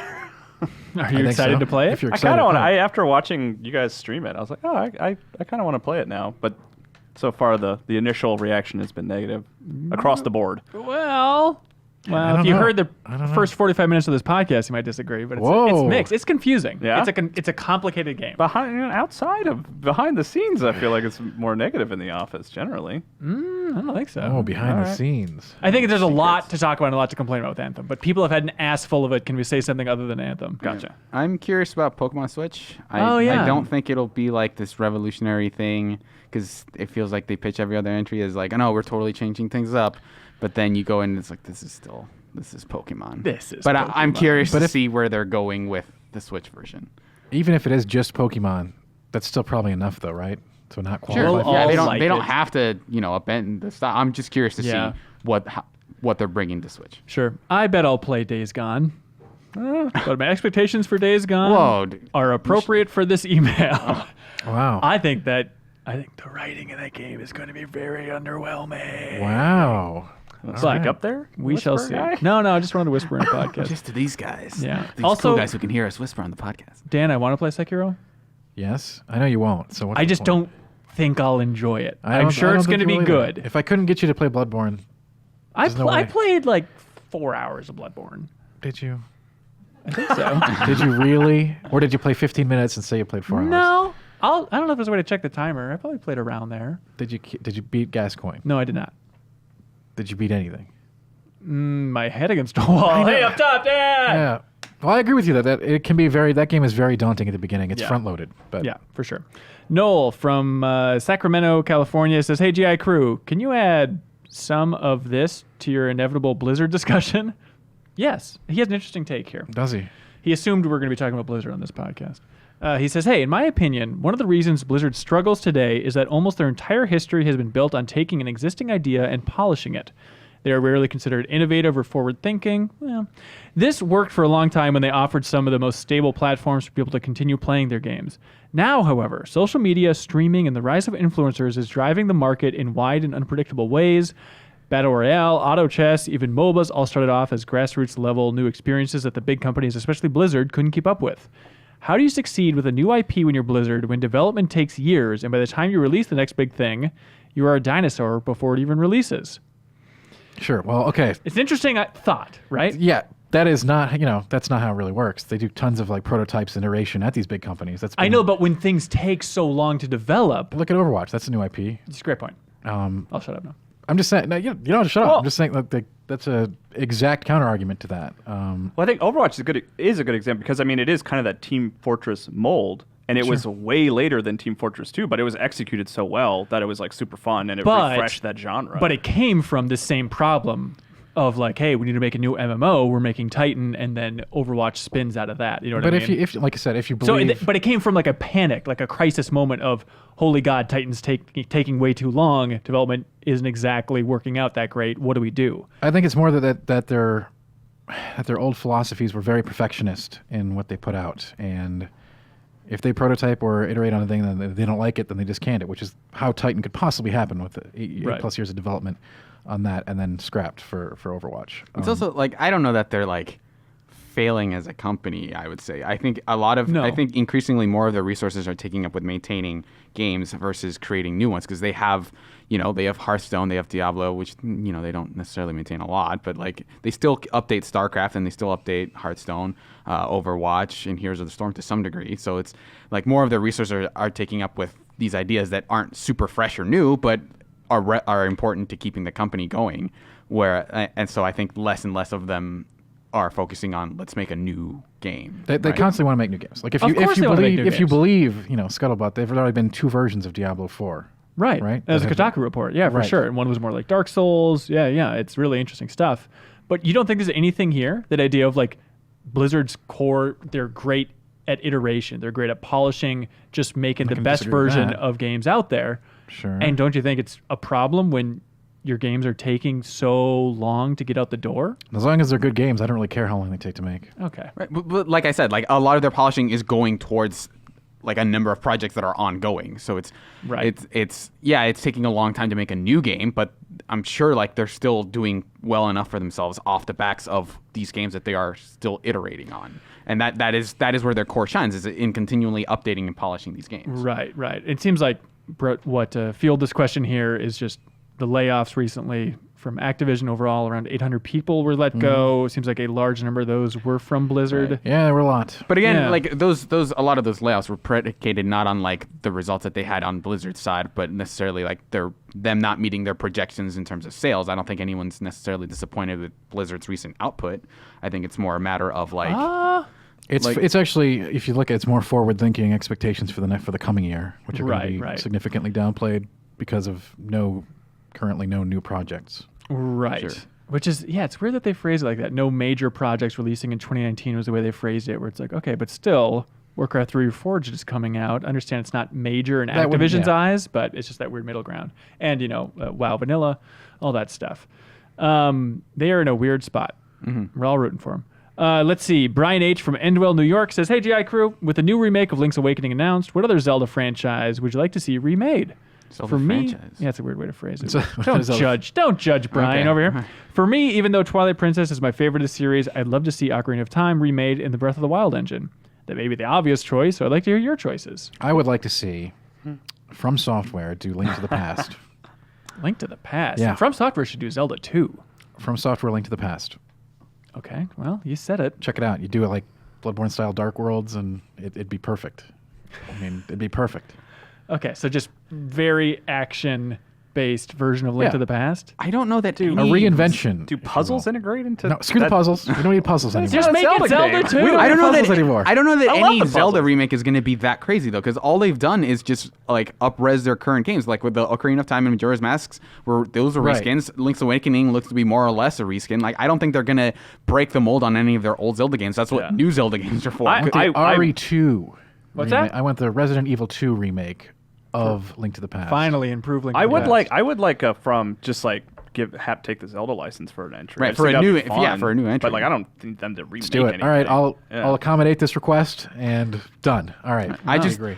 I would just want what they're doing with Link's Awakening with the Oracle games, because those are like some of my favorite Zeldas. Yeah. And maybe Zelda 2, and maybe they make that game. Zelda 2 is the one I would want. I think Zelda 2 is ripe for this type of thing. And you could make it more action focused. It would still fit, make it the side scroller. Yeah. Like we talked about, Miyamoto talked about doing something in the Donkey Kong it's Country weird. Returns vein for Zelda 2. I think What? that has the most potential. It's yeah. like, and Zelda 1 specifically, I don't know that it would make for a great remake, because I feel like that is more of a template than like anything. Like, I don't know that anyone is super like, excited about the individual beats of Zelda 1 in a way that like, oh yeah, we just remade Zelda 1. That's like what you've been doing for your entire... Link to the Past is like a remake of Yeah. Zelda 1 to a certain degree, right? Right. Yeah, but like Zelda, all the other Zeldas, like, I mean, Zelda 1 and 2 are tough to go back to, but otherwise, like, most of the other Most ones of are those still hold pretty up. fun to go back to. Even Link's Awakening, which we played earlier today, Yeah. like, still plays pretty well and is fun. But Zelda 1 and 2 are the ones that are rough. So those are the 2 specifically I would like to see remade. Yeah. Hazel Mohammed, friend of the show from Tampa, Florida, says, "Hey, crew, given the reception that the Resident Evil 2 remake is receiving, and rightly so, I was wondering if there's a game that you wouldn't want a remake or remaster of, and why. I only ask because if someone were to tell me that a remake of Chrono Trigger was in the works, I'd be so hesitant at best, given the Secret of Mana remake that was delivered a few months ago." I think Final the Fantasy VII. Oracle games from The Legend of Zelda, I think those come to mind. I think I would want 7 is one I would consider, but I've gotten over it, and it's the point of, hey, game on. Well, now Let's- you've passed denial. You moved into acceptance. No, I think Those are a the two while phases, ago, yeah. I just let all that stuff go and I say game on to everything, Dan. It's All right. not going to diminish my memory. There's that PS2 Chrono Trigger remake that was started that you can find footage of online. What are you talking Wow. about? Have you never seen this? What are you talking Yeah, about? what are you No. talking about? There's Is this some there was like I don't know a about PS. this. Chrono Break nonsense? What are you talking Is about? that what that was called? Are you? I don't do you think know what this I'm is- talking about? No, this yeah, isn't there a was a thing that- PS2 Chrono Trigger, and they had like a vertical slice No. that you can find footage for online. This is not legit. Doesn't exist. yeah. This does not. Leo, can you look this up and find out if Leo know what I'm talking Kyle's out of about? his mind? I mean, unless I'm not like a huge Chrono Trigger. now I'm second guessing myself and wondering if it was a fan project. think it But must have I been a fan remember reading about project. it I've on never heard of Kotaku.com many years ago as being like something that was they What's did a vertical. Kotaku? They did a vertical Kotaku? slice for, but they scrapped it. They decided they didn't want to go forward with it. Really? Yeah. Wow. Oh, sorry. Is Chrono Trigger everybody's answer here? Is that just the obvious thing? I would like to see a Chrono Trigger. Yeah, I'd be remake. okay. Oh, with you that. would? I don't know if I want Square to do it. From Software's Chrono No, Trigger. not From Software. Come on, that we can leave alone. All right. Okay. Let's. I would like if they remade it. I would just want it to be like mechanically the exact same, Yes. like layout, just like Spyro's Crash style. Just make Yeah. it prettier, but same game throughout. Just make it look like Dragon Quest 11. Sure. Yeah. Yeah. I mean, I'd like honestly, to make it yeah. like 4 times the size with dungeons and stuff. Just make it Ooh, huge. Nope. Yeah. Nah, that game's Keep good that length. tight. Yeah. Remember in the future area, there's a place called the Banger Dome? I do. What, pretty is it actually called the Banger Dome? It's called the Banger Dome. That's where all the bangers are, dude. Yeah. It's very silly. For you guys, nothing? Nothing's too sacred? I don't know. I think maybe Third Strike, I would just want them to re-release it, not remake it, because I think so much of the appeal of that game is in the way it had some of the most incredible 2D animations, and I don't think you would get that effect, because I feel like that's what Guilty Gear does now, is like these are like impeccable 2D animations, and Yeah. you wouldn't get that appeal out of like a remake of Street Fighter 3. I would just want them to re-release that game on every platform available to mankind.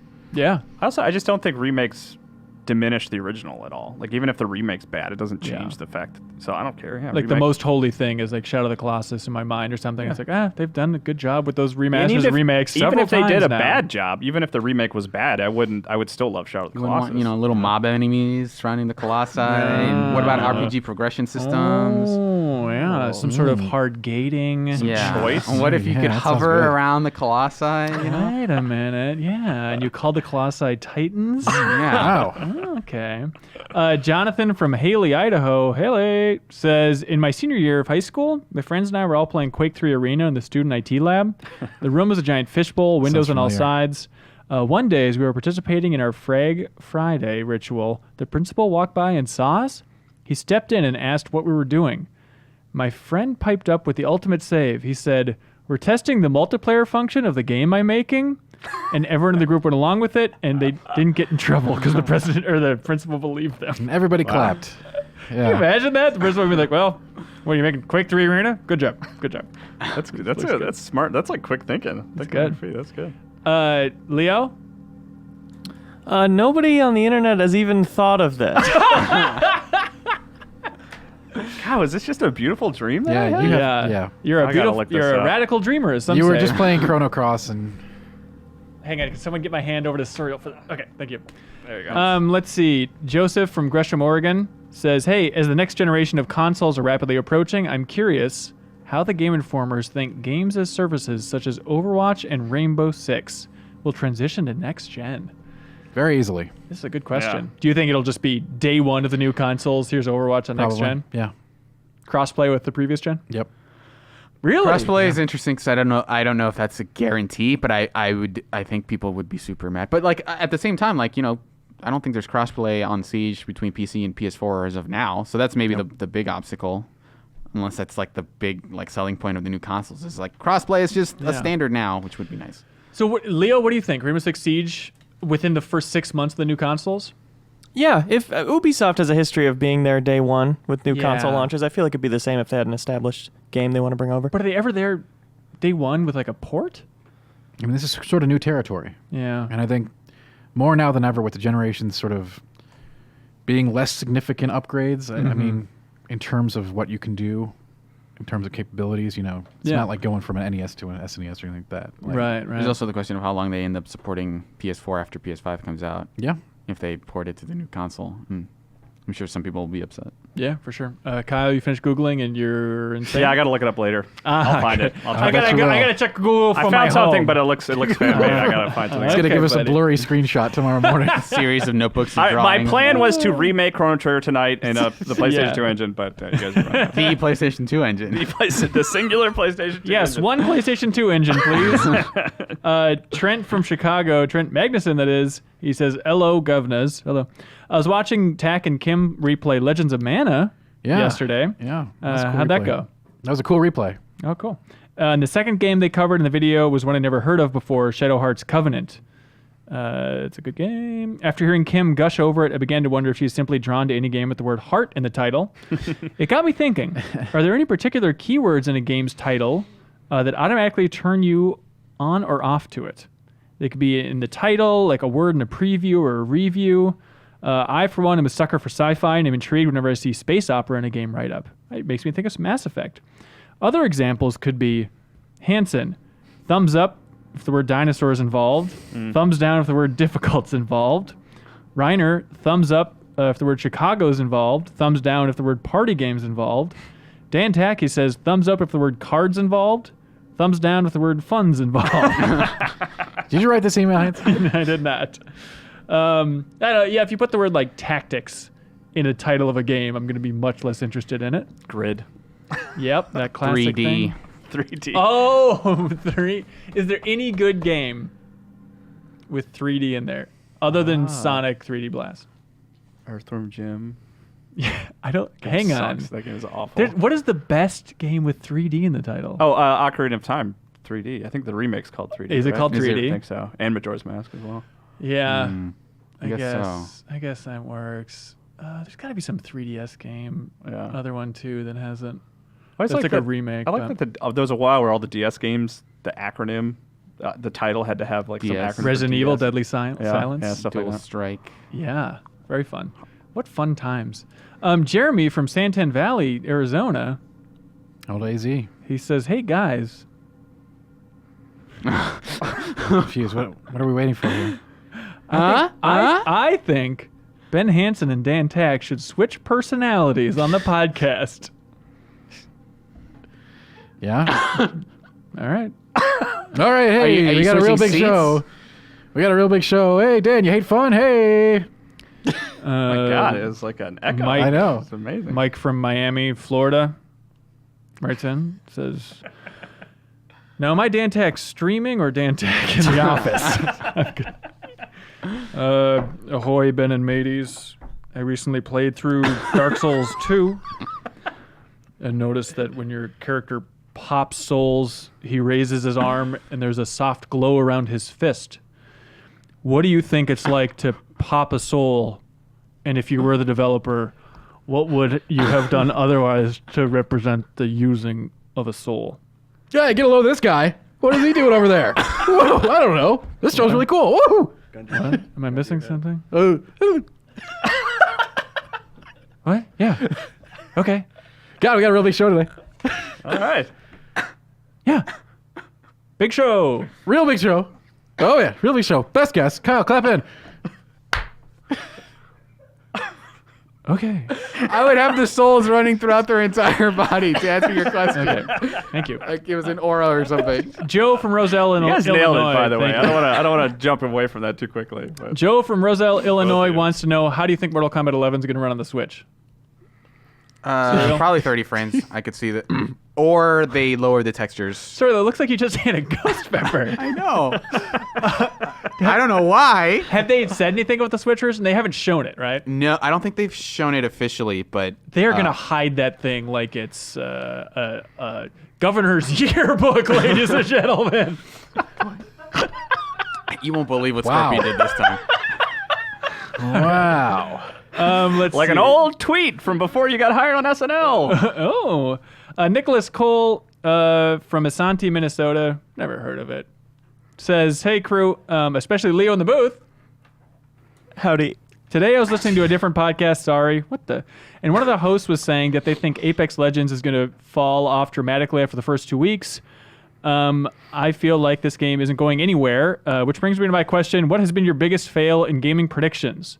What was something you thought, no way is this game going to do this, and then much to your surprise, the game did it?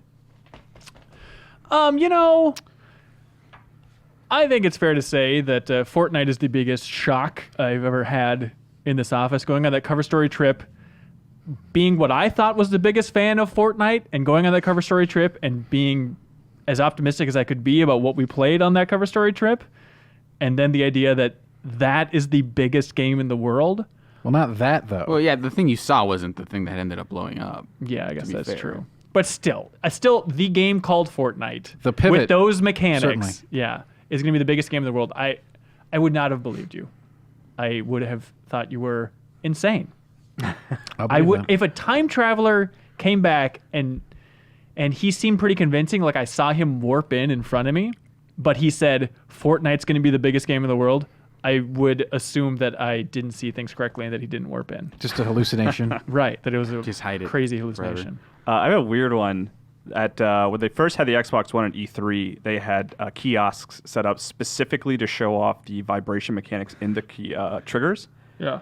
And I was so impressed by them that I think I even wrote in like a story about like using the new controller that I thought it would be the thing that would make you choose. Like, let's say you had both consoles and this new game came out on both platforms. I was like, I think the vibration in the control sticks or the triggers are cool enough that it will make you choose to buy it on Xbox One over PS4. Boy. And no one gives a flying fuck about no that one's ever mechanic Whoa. of the controller. HD Rumble, see ya. Yeah. Yeah, I also I made a bet once with Jim Riley that for the first, former news guy here, that for the first like 3 months or something, for 6 months, I bet that the Wii U was going to outsell the Wii, Wow. Oh, Damn. boy. That's a rough one. which is a rough one. But I stand bought by a it mistake a little for bit that, because right, the didn't you? Wii had such a crazy shortage in that first window that I thought, oh, they're going to really pump it full. Everybody knows what the Wii is. I think there's going to be, even if it's, I don't think it was going to outsell the Wii total, but out of the gate, I thought it was going to outsell the Wii, which yeah, I was completely wrong on every front. And I still owe him a steak. So if he's listening to this, come to my house and I'll cook you a steak. I thought Artifact was going to do pretty well. Oh, what do you guys think about the state of Artifact? I'm not sure that that's a complete.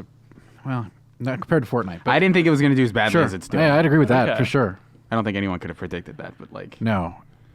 No, not that. Not like that. Yeah. I thought it was going to maintain. I thought it was going to maintain like with Gwent and Heart. As for maybe the current not state, Hearthstone, like they need to do something. That's the thing. Yeah. Valve doesn't communicate, and you've got you're 3 months in now, Yeah. and it's just like there's been no word. Here we go.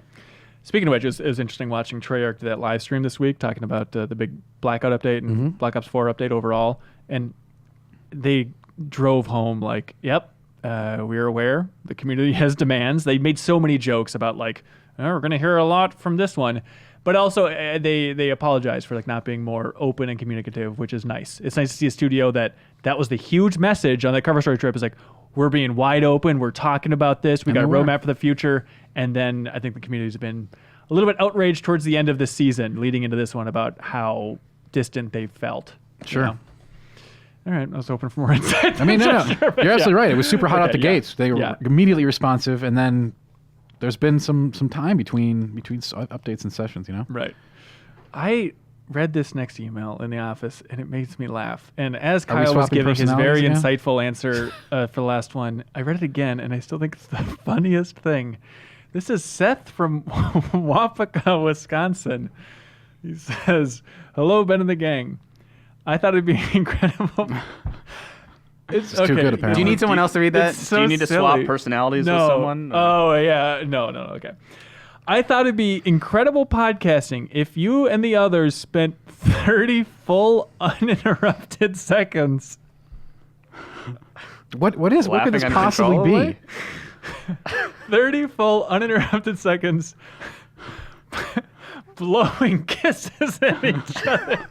That's really bizarre. I don't think we have to honor that one. Oh, we absolutely do. I've been looking forward to this for hours. Okay, we can watch the clock up there. We'll start when it gets to the top of the minute hand. Ready? I don't know when that is. And then Leo, you stop us. All right, This so has gone on for 55, 30 56, There's no minute 57, hand on this No. clock, by the way. 58. Okay. It's no minute hand. And go.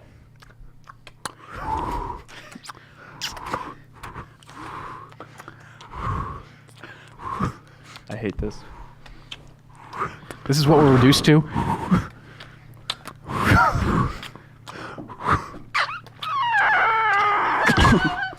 All right. 10-second warning.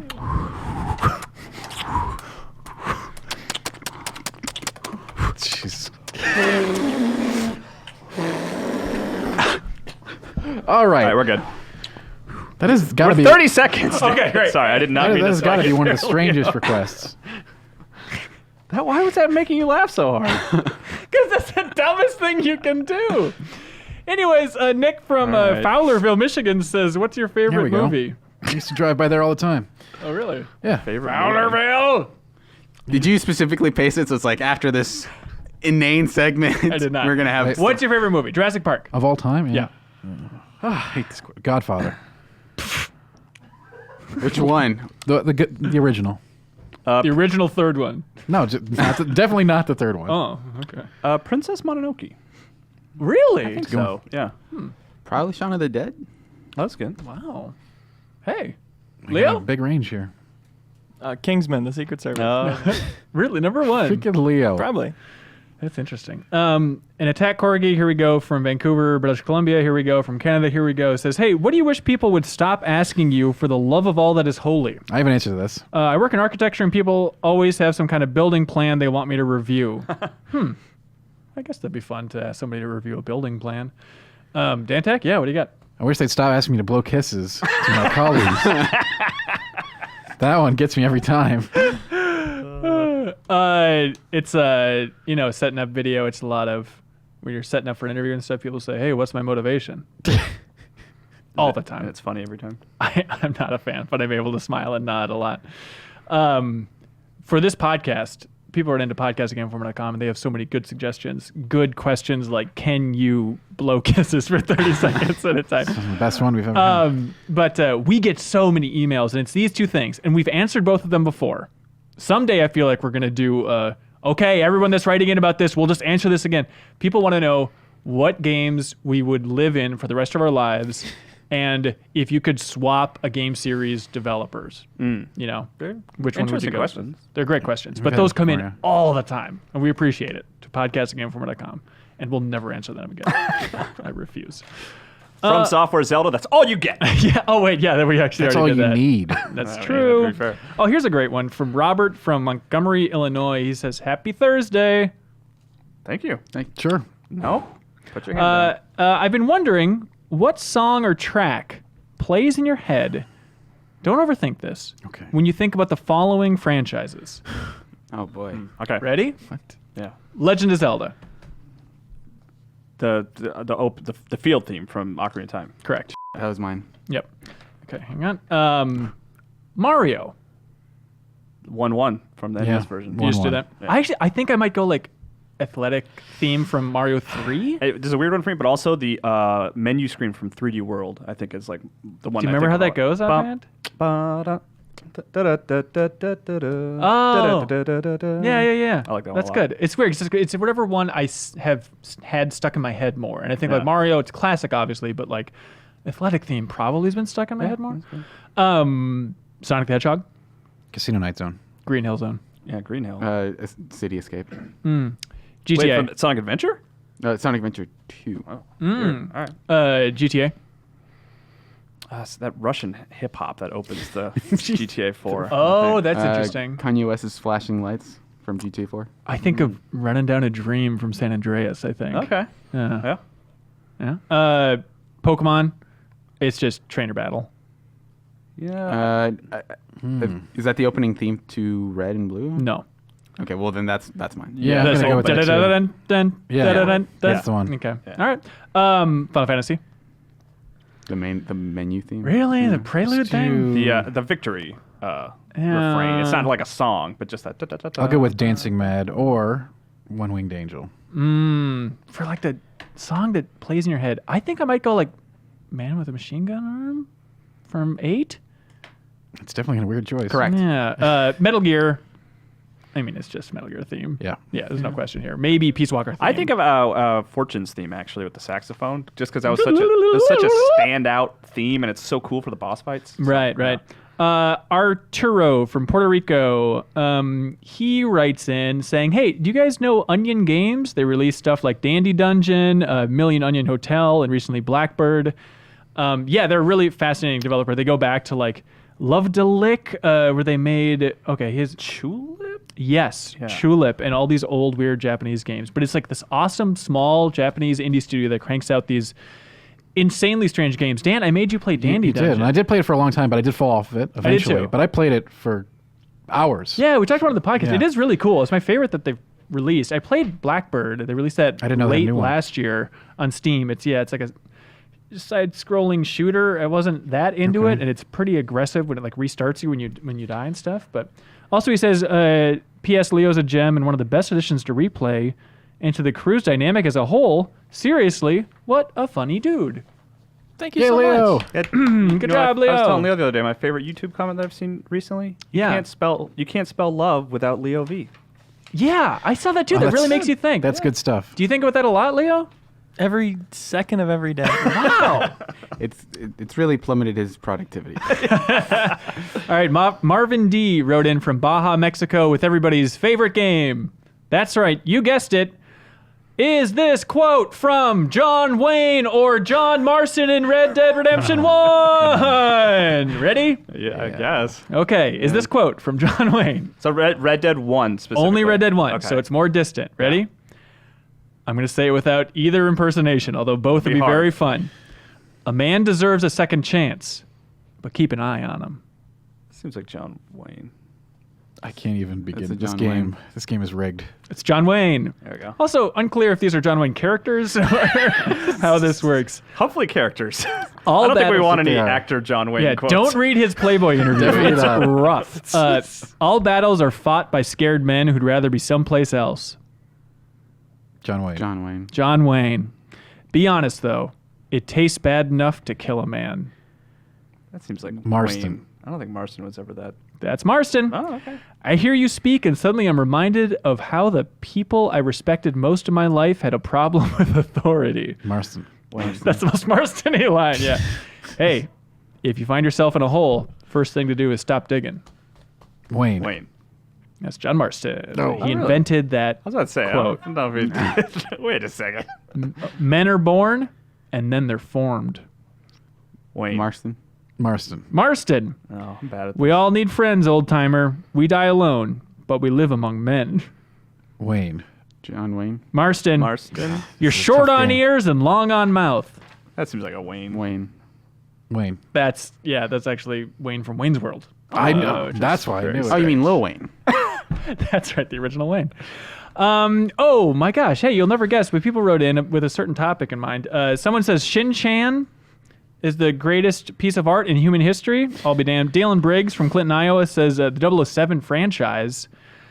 The James Bond franchise? Yeah, it's okay. They say the original Coca-Cola recipe, greatest There we work go. of art ever I created can- by mankind. That's a good Cocaine argument. is the greatest work of art. All right. He says the Divine Comedy, maybe. Hey, this one, he says the American flag. It's not- They had to update it and patch it like 40 times or whatever. No, it's not. Look, I'm a patriot, but that flag, it's fine at Yeah. best. What happens if we get another state, huh? And it's Exactly. outdated. What are we gonna do? Exactly. International Space Station. engineering marvel. Isn't engineering a work of art? Yeah, that's good. Let's see. Ryan Davis says the greatest work of art of all time is obviously the classic American grilled cheese. USA! USA! Now that's an American Okay. flag. Yeah, that's That should Yes! be the American flag. Is it too much to ask? Or at least make our flag edible? Yeah.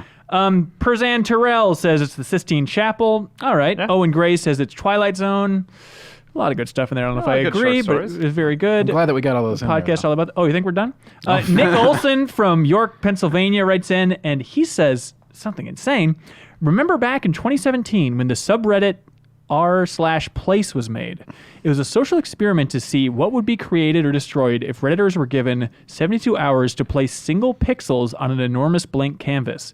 And the final product is astonishing. It is insane. So they're given 72 hours. You can place a pixel, Okay. and it's just whatever this massive humanity makes. There's a YouTube compilation. You can watch like a time lapse of what this thing looks like. It made me emotional watching it. I think this might be the greatest work of art of all time because like patterns start to be formed and like, oh, we're making the Mona Lisa in this corner, and then like people start trolling. And you see like this black mass spreading of people trying to f with everybody else's art and stuff.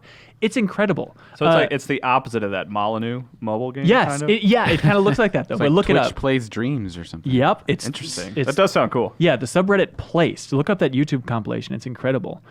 Doug from Eugene, Oregon says, hey, so I saw Hamilton on Valentine's Day. It was indeed very impressive.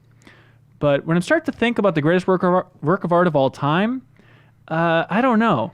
I started thinking about all of the SNL skits featuring Bill Hader's Stefan character. And he writes a very lengthy thing about how Yeah? Stefan's character It's on him and, SNL is Mulaney, right? John the greatest Mulaney? work of art of all time. All right. All right.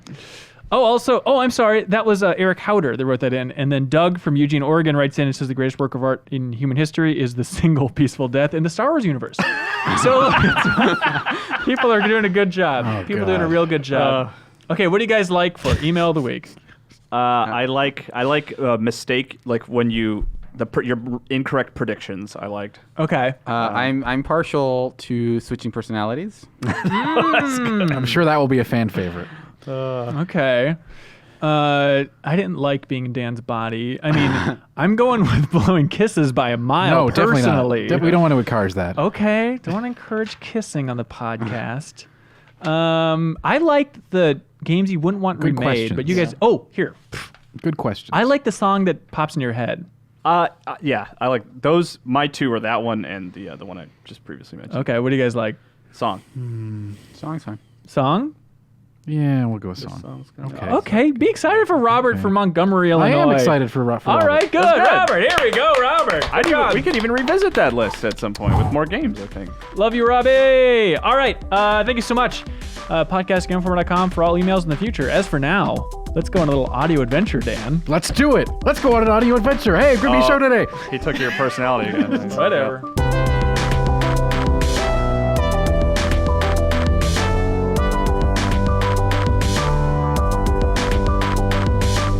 And welcome back to the Game Informer Show, and welcome back to a segment much beloved, much hated, much talked about, playing audio games. I'm here with Dan Tack. Hey, what's up? Andrew Reiner. This is the best content we've ever made. And Joe Juba. That's me. All right, last time we gathered in this room, we, I think, finished the journey of Jurassic World It was reveal. so good. It was the perfect just way to build up hype, and then you saw Fallen Kingdom, and all that hype went right out the window. No, Wait, I thought we played it after we saw Fallen can Kingdom. remember? Most of you guys had seen it first. I didn't see the movie till after. that's right. I You're still totally haven't right. seen it. Oh, it's a I feel fun like dinger. I feel like You the won audio the game is game. all I needed. Well, Joe, this is going to prepare you for the upcoming film called Codename Cygnus. Oh, yes. So this is from the same company called Earplay that released Jurassic World Revealed. We all remember exactly how that went. I think this might be their first game. It's an older one. Oh, boy. So, it'll be audio jankier. I don't know exactly how you can tell. Let's go backwards in this advanced technology. Well, it's either this or we play their lousy Mr. Robot game, and no one on Earth has ever seen Mr. Robot. So what? I think most of us. Mr. Robot's great. Mr. Robot is an amazing show. All right, maybe we'll do that next. All right, so this is, all I know is it's something about, I believe, spies, something So in this that isn't vein. licensed, though. A classic spy tale. I don't believe so. What is it called?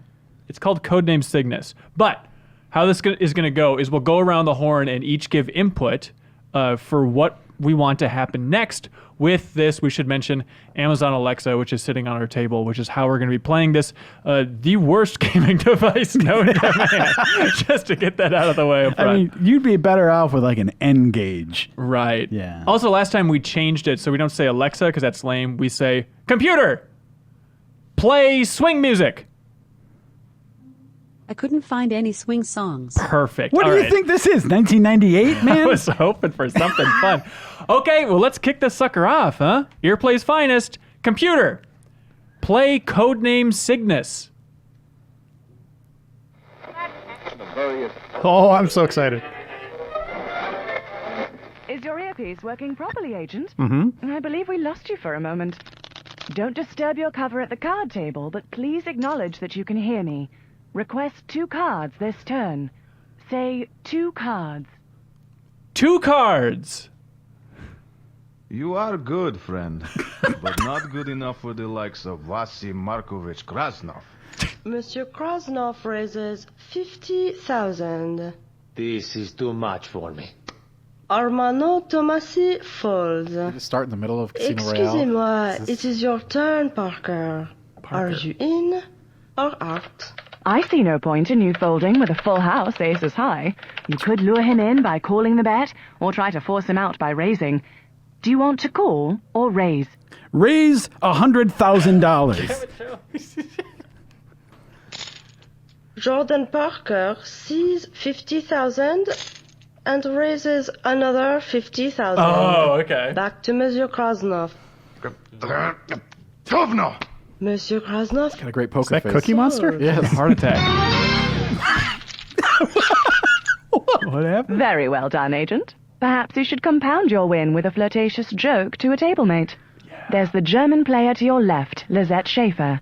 If you prefer to flirt with a gentleman, Mr. Armano Tomasi is the Italian to your right. Will it be lady or gentleman? Gentleman. I'm an Italian strongman. How adorable. I can only imagine your passion for wit is as intense when alone. Though I'm sure your amorous involvements would no doubt entertain me, I'm afraid we'll need to cut things short. I'm connecting you with Alexander at Cygnus HQ.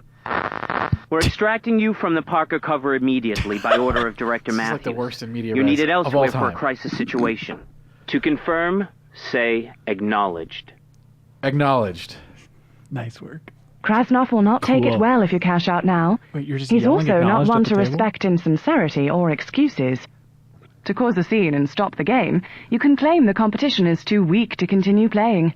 On the other hand, a more discreet option is to simply make an excuse and cash out. Will you cause a scene or make an excuse? Cause a scene. That's right. Only one who cheats would depart after such a payout. Even now, you fear I am on to you. Speak the truth, Parker. Great. Now he considers you a cheater. You could make a joke about needing to leave for a hot date. Or instead turn the that joke's gonna tables be and so accuse good. him of cheating. What do you say, Agent? Make a joke? Or accuse him of cheating? Accuse him of cheating. No, we needed to hear the bad joke. You think you can get away with insults? This is pretty no bad one either dares way. to accuse me. You are the cheater. That's right, Vasi. That flapping tongue begs to be cut out. What are you two doing? Put those away. Oh, And now, Armano, Murder. what shall we do with our friend Parker? Get down, Agent. Down! Wait. Careful. I want Parker alive.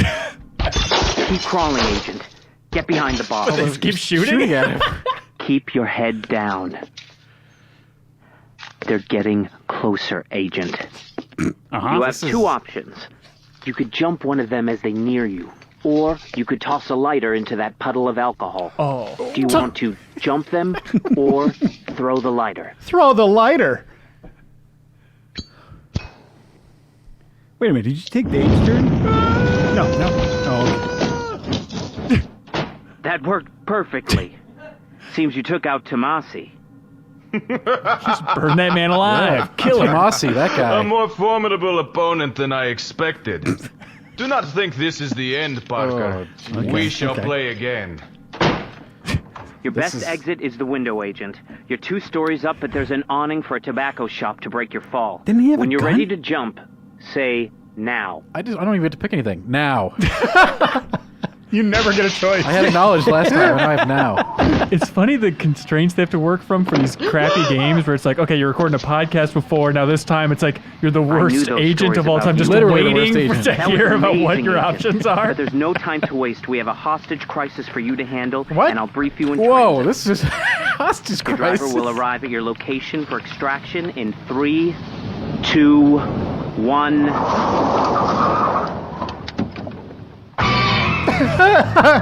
Cool. Yeah. Oh. The worst secret agent of all time. Oh, we're gonna make love. This is gonna be the best adventure here. Look out for Mr. Cygnus. Parker. Operation Cygnus. This agent is so stupid. Like, it's all about like reaction times and intuition as an agent, and this Hope person you has enjoyed 0. Chapter 1, the prologue of Codename Cygnus. Are you ready to start the next chapter right now? Yes. Yes. Here is Chapter 2 of Codename Cygnus. Wait, where's chapter 1? We just did it. Chapter 1 was the prologue. Why are you confused, Reiner? This makes me want to watch Archer. Archer is more competent than this. Everybody How died. dare you. What a great operation that was. Everybody died. Their faces melted onto poker chips. It was a murder operation. I don't see what the problem is.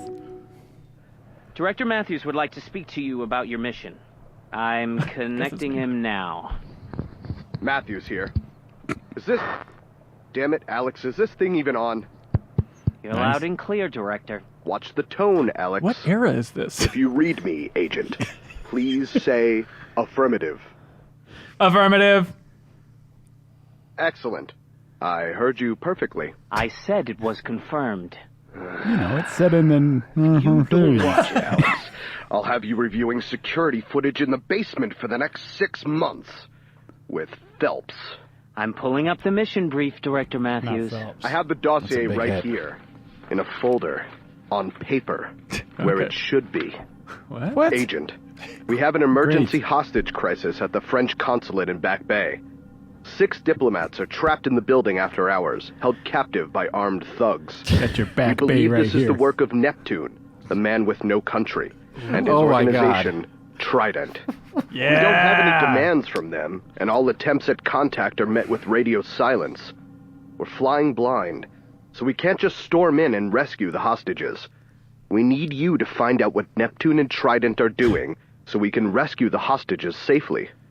Do you have all that? Yes or no? Storm in and rescue the hostages. Damn it, No, Joe. we're going to get loop. Agent, we have an emergency hostage Oh, no, crisis just at the say French yes. consulate Just in say Back Bay. yes. 6 diplomats are trapped in the building after Jesus hours, Christ. held Wow, captive they by really armed take thugs. you back. I hope at believe the this is end the they work of reveal Neptune, that like man with no they're just country, using this and his agent and they organization, realize how stupid Trident. they are, and that's why they're We explaining don't have things any over and demands over from them, again. And all Like attempts in at Jurassic contact Park, are it's met like, with radio how is this silence. person We're flying not constantly blind, supervised? so we can't just storm in and rescue the hostages. Just can you say yes? We need you to Yes. find out what Neptune and Trident Yes. are doing, Christ, so we Joe. can rescue the hostages Yes. safely. The man with no Do you country. have all that? Yes or no? Yes. You're so tempted to say that. Excellent. So it says here that... Oh, for the love of... Uh-huh, I'm with you. Phelps? I thought you said that... Find me that file! It appears that you were flirting with Hermano Tomasi during the Krasnov mission. It will help us at Cygnus HQ to know what you're most comfortable with. When you're out on an assignment, Do you prefer to chat up the ladies and take a roll of the dice with them? Did it change? Or are you better at attracting the interests of gentlemen to make things happen? We did this. I don't think I need to explain what this means to a seasoned veteran like you. Is it ladies or gentlemen for you? Gentlemen. Well, incorrect. It's about time. Have you considered another orientation? Just as you said. You can have men It's like eating an old out of the palm RPG. of Yes your or no? hand It with just no loops effort you at all. until you. Yeah. An impressive record. Well, that's all I need to know for now. I'll leave you with Alex. All to he start the needed to mission. know is Good your luck, Agent. sexual orientation. That's all you need to know to be an agent. Really though, come on, who are you gonna F here? All right, good to go. Do I have a shot? Is really what I want to know. Does Phelps have a shot? Phelps is like the stinky kid from Home Alone or something? Like the one that pisses the bed? You're in the Grand Plaza Hotel next to an archway. Beyond that is an art gala the Jerry displaying the work of Gergich of- installation Oh, never artist mind. Nick M. If you ask me, he does what he does because he likes to pull the wool over the eyes of the wealthy patrons. He's an elite artist, but with humble roots in an apparent past connection to graffiti artists. Most recently, you guessed it, the last person seen with Neptune. Nick is your mark on this assignment. You need to make contact with your mark in order to learn the location of Neptune and discover his part in the hostage situation.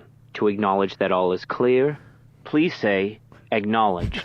I hate this game. Acknowledge. You need to make contact with your mark in order to Oh, learn the no! location of All right, Neptune all right, and I'll leave discover it. his Well, look, when you part in the insult the game before you answer. I have not made a Acknowledge that all is choice. clear, please say, acknowledged. Acknowledged.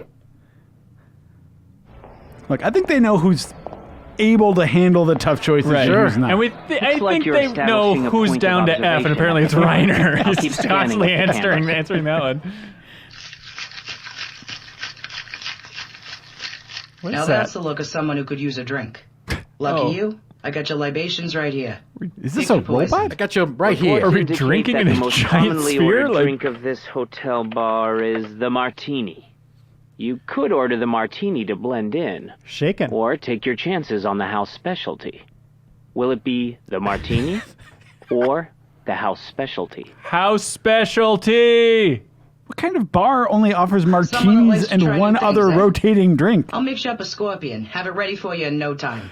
I'll even put one of those little Really? umbrellas Is she in it. a bucket? I think we're like in a trunk of a car. She sounds like Rosie from the Jetsons. I've always envied agents like you. Fancy parties, fancy drinks, chatting with glamorous people. No agency. I spotted Nick in that crowd of patrons near the picture window. Bone and robot. It looks like you can remain unnoticed and eavesdrop on the conversation. Or maybe find a stranger and dance to attract Nick's attention. What will you do? That's a big secret agent move. Eavesdrop or dance? Dance. Yeah. Marvelous. A take-charge agent who likes to make a scene. You're more fun than that stick-in-the-mud Phelps. Yeah. Did we mention we hate Phelps? This is like the whole narrative I here would is just love to anti-Phelps. dance with you. I've been bored out of my mind. Those are some impressive moves, Agent. Your mark is looking your way. I can barely keep up. You are a much better dancer than my wife. Be careful now, Agent.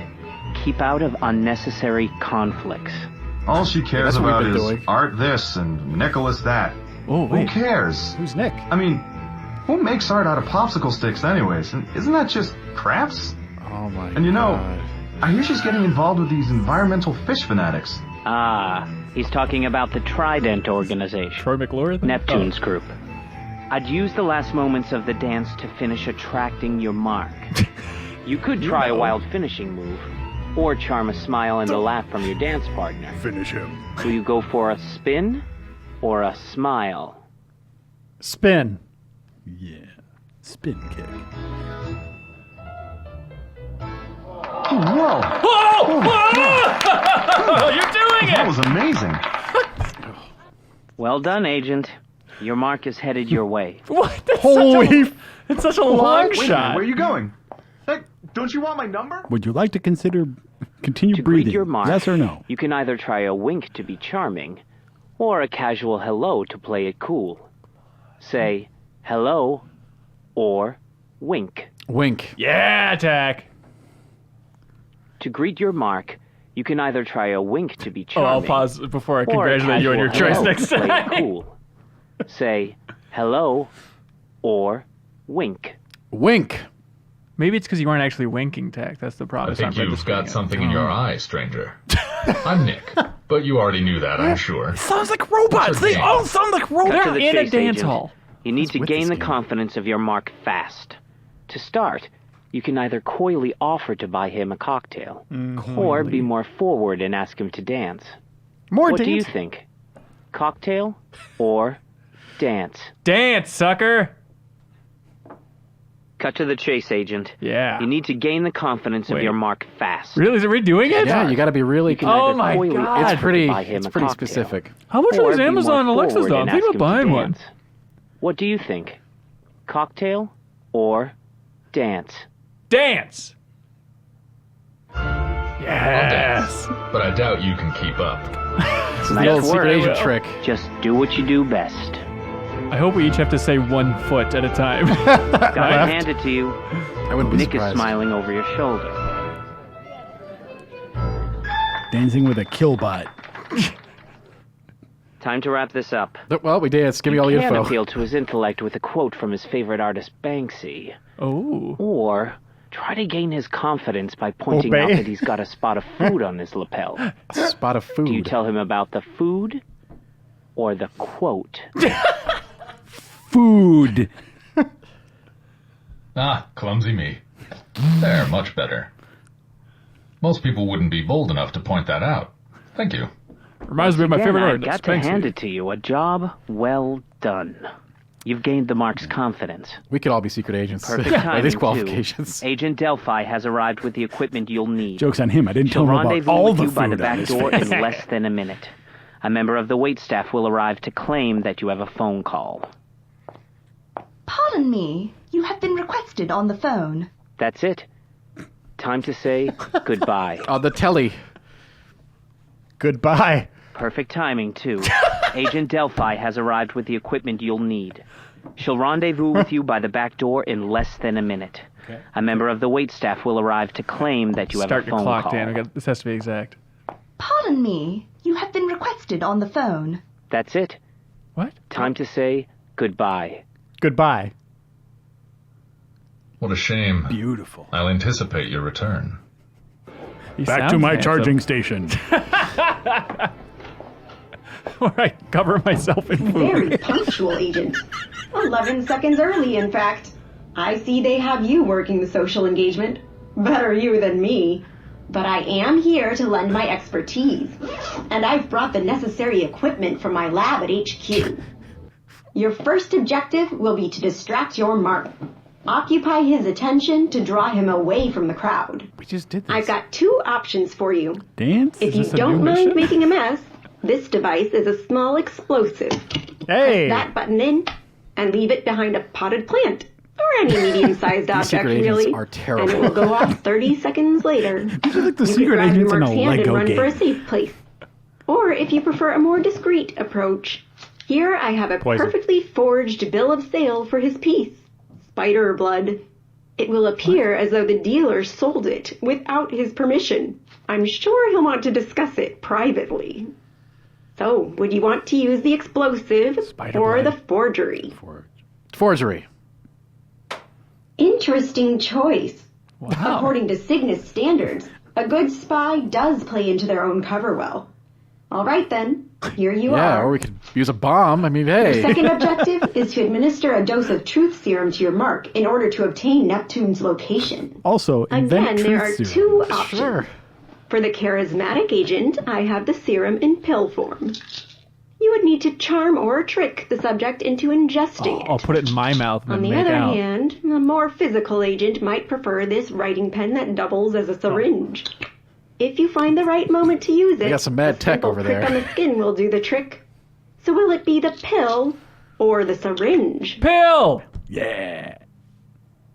Again, there are 2 options. Oh my gosh. For the charismatic Hey, agent, don't always I blame have To be me fair, for this the thing is really sensitive. Yeah. You would need to charm or trick the subject into ingesting it.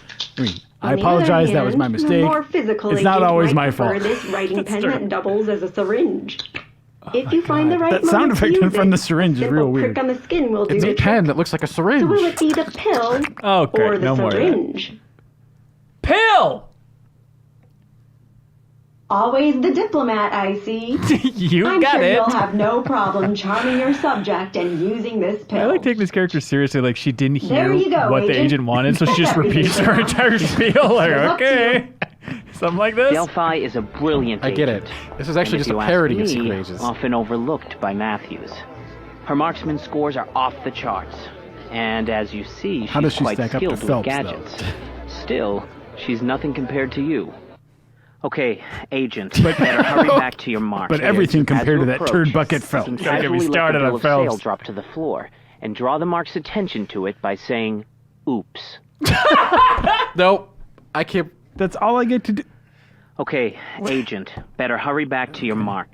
As you approach, you can casually let the bill of sale drop to the floor and draw the mark's attention to it by saying, "Oops." Oops. Okay, Agent, better hurry Nope. back to your mark. Nope, Joe. As you Get it. approach, you can casually Gotta let land the that bill oops of like a sale real drop secret to the agent. Yeah, floor I think they want and you to draw the sing it like mark's Britney attention to Spears. it by saying, "Oops." Oops. There you are. I did it again. Drink, so I got one while waiting. What's that? A bill of sale for... Is that from my dealer? Casually dropping stuff from your dealer in front of you. Shall we go Nice to meet somewhere you. private to discuss this? Yes, Man. sex. Good job, Agent. The bill of sale You is said the working key words, exactly yes, as sex. expected. Now that you've got your mark away, it's time to administer the truth Sex. serum. But how will you get him to ingest this pill? But sex. Put it in your Safer approach urethra. is to put it in his drink while he's distracted. A riskier move is to put it in your own mouth and kiss him. Yeah! Will you spike the drink or the kiss? Kiss. I shouldn't be too surprised this was sold without my permission. Inconvenient for me, but good for you. Speaking of which, I'm hot. Oh my. I can't be fooling around at a gala. I have to get back to business. What else are galas for? That did it, Agent. P.S. The Did truth you serum slip should a take giant effect pill any into my mouth? You're quite something, you know that? How could you not know? Unexpected. I haven't met anyone quite like you. Dry, no I'd buildup. like to get to know you better. Well, Like you must that's have an just gone in like. looks like the serum's working. Try asking, "Where's Neptune?" Romantic. Hey, what am I supposed to ask? Where's something? Where's Neptune? Well, that's an unexpected bonus. What? Looks like the serum's working. Try asking, "Where's Neptune?" Where's Neptune? Neptune? When he's in town, he stays in the condo where he keeps his boy toy Seth. Ooh. Penthouse of the Waterfront Towers building, down on the wharf. Yeah, after I start making out with somebody, I like to ask him, floors. where's Neptune? Way up there, secluded in Not a loft unusual with at that all. giant aquarium. I like Neptune the doesn't dramatic parties or wharf art music openings that much. happened. I just imagine the Better stay transition. home. Like, Probably there now, reading 20,000 Leagues Under the Sea. they like, Waterfront they like fish, Towers you on the see. wharf. Spectacular work, Agent. I'm pulling up that address now. Before you leave, see what you can find out about the consulate. What is Try happening here? asking, "What about the hostages?" What about the hostages? I've been trying for weeks to find out what he and Trident had planned. I suppose this makes sense now. I only knew about the bomb, not hostages. Oh. He must have the bomb there at the consulate. Whoa. If only I'd discovered this sooner. That's enough, Agent. We'll send for your extraction immediately. Stop getting Might as all well the say info you goodbye. could hope for. Just curious. Will you be nice He's totally cool with or this. blunt? Blunt. Emily. There's no point in being rude. Although I can't really blame you, given the circumstances. Blow it out your ear. Eventually, that poison the shark put in your drink is bound to catch up with you.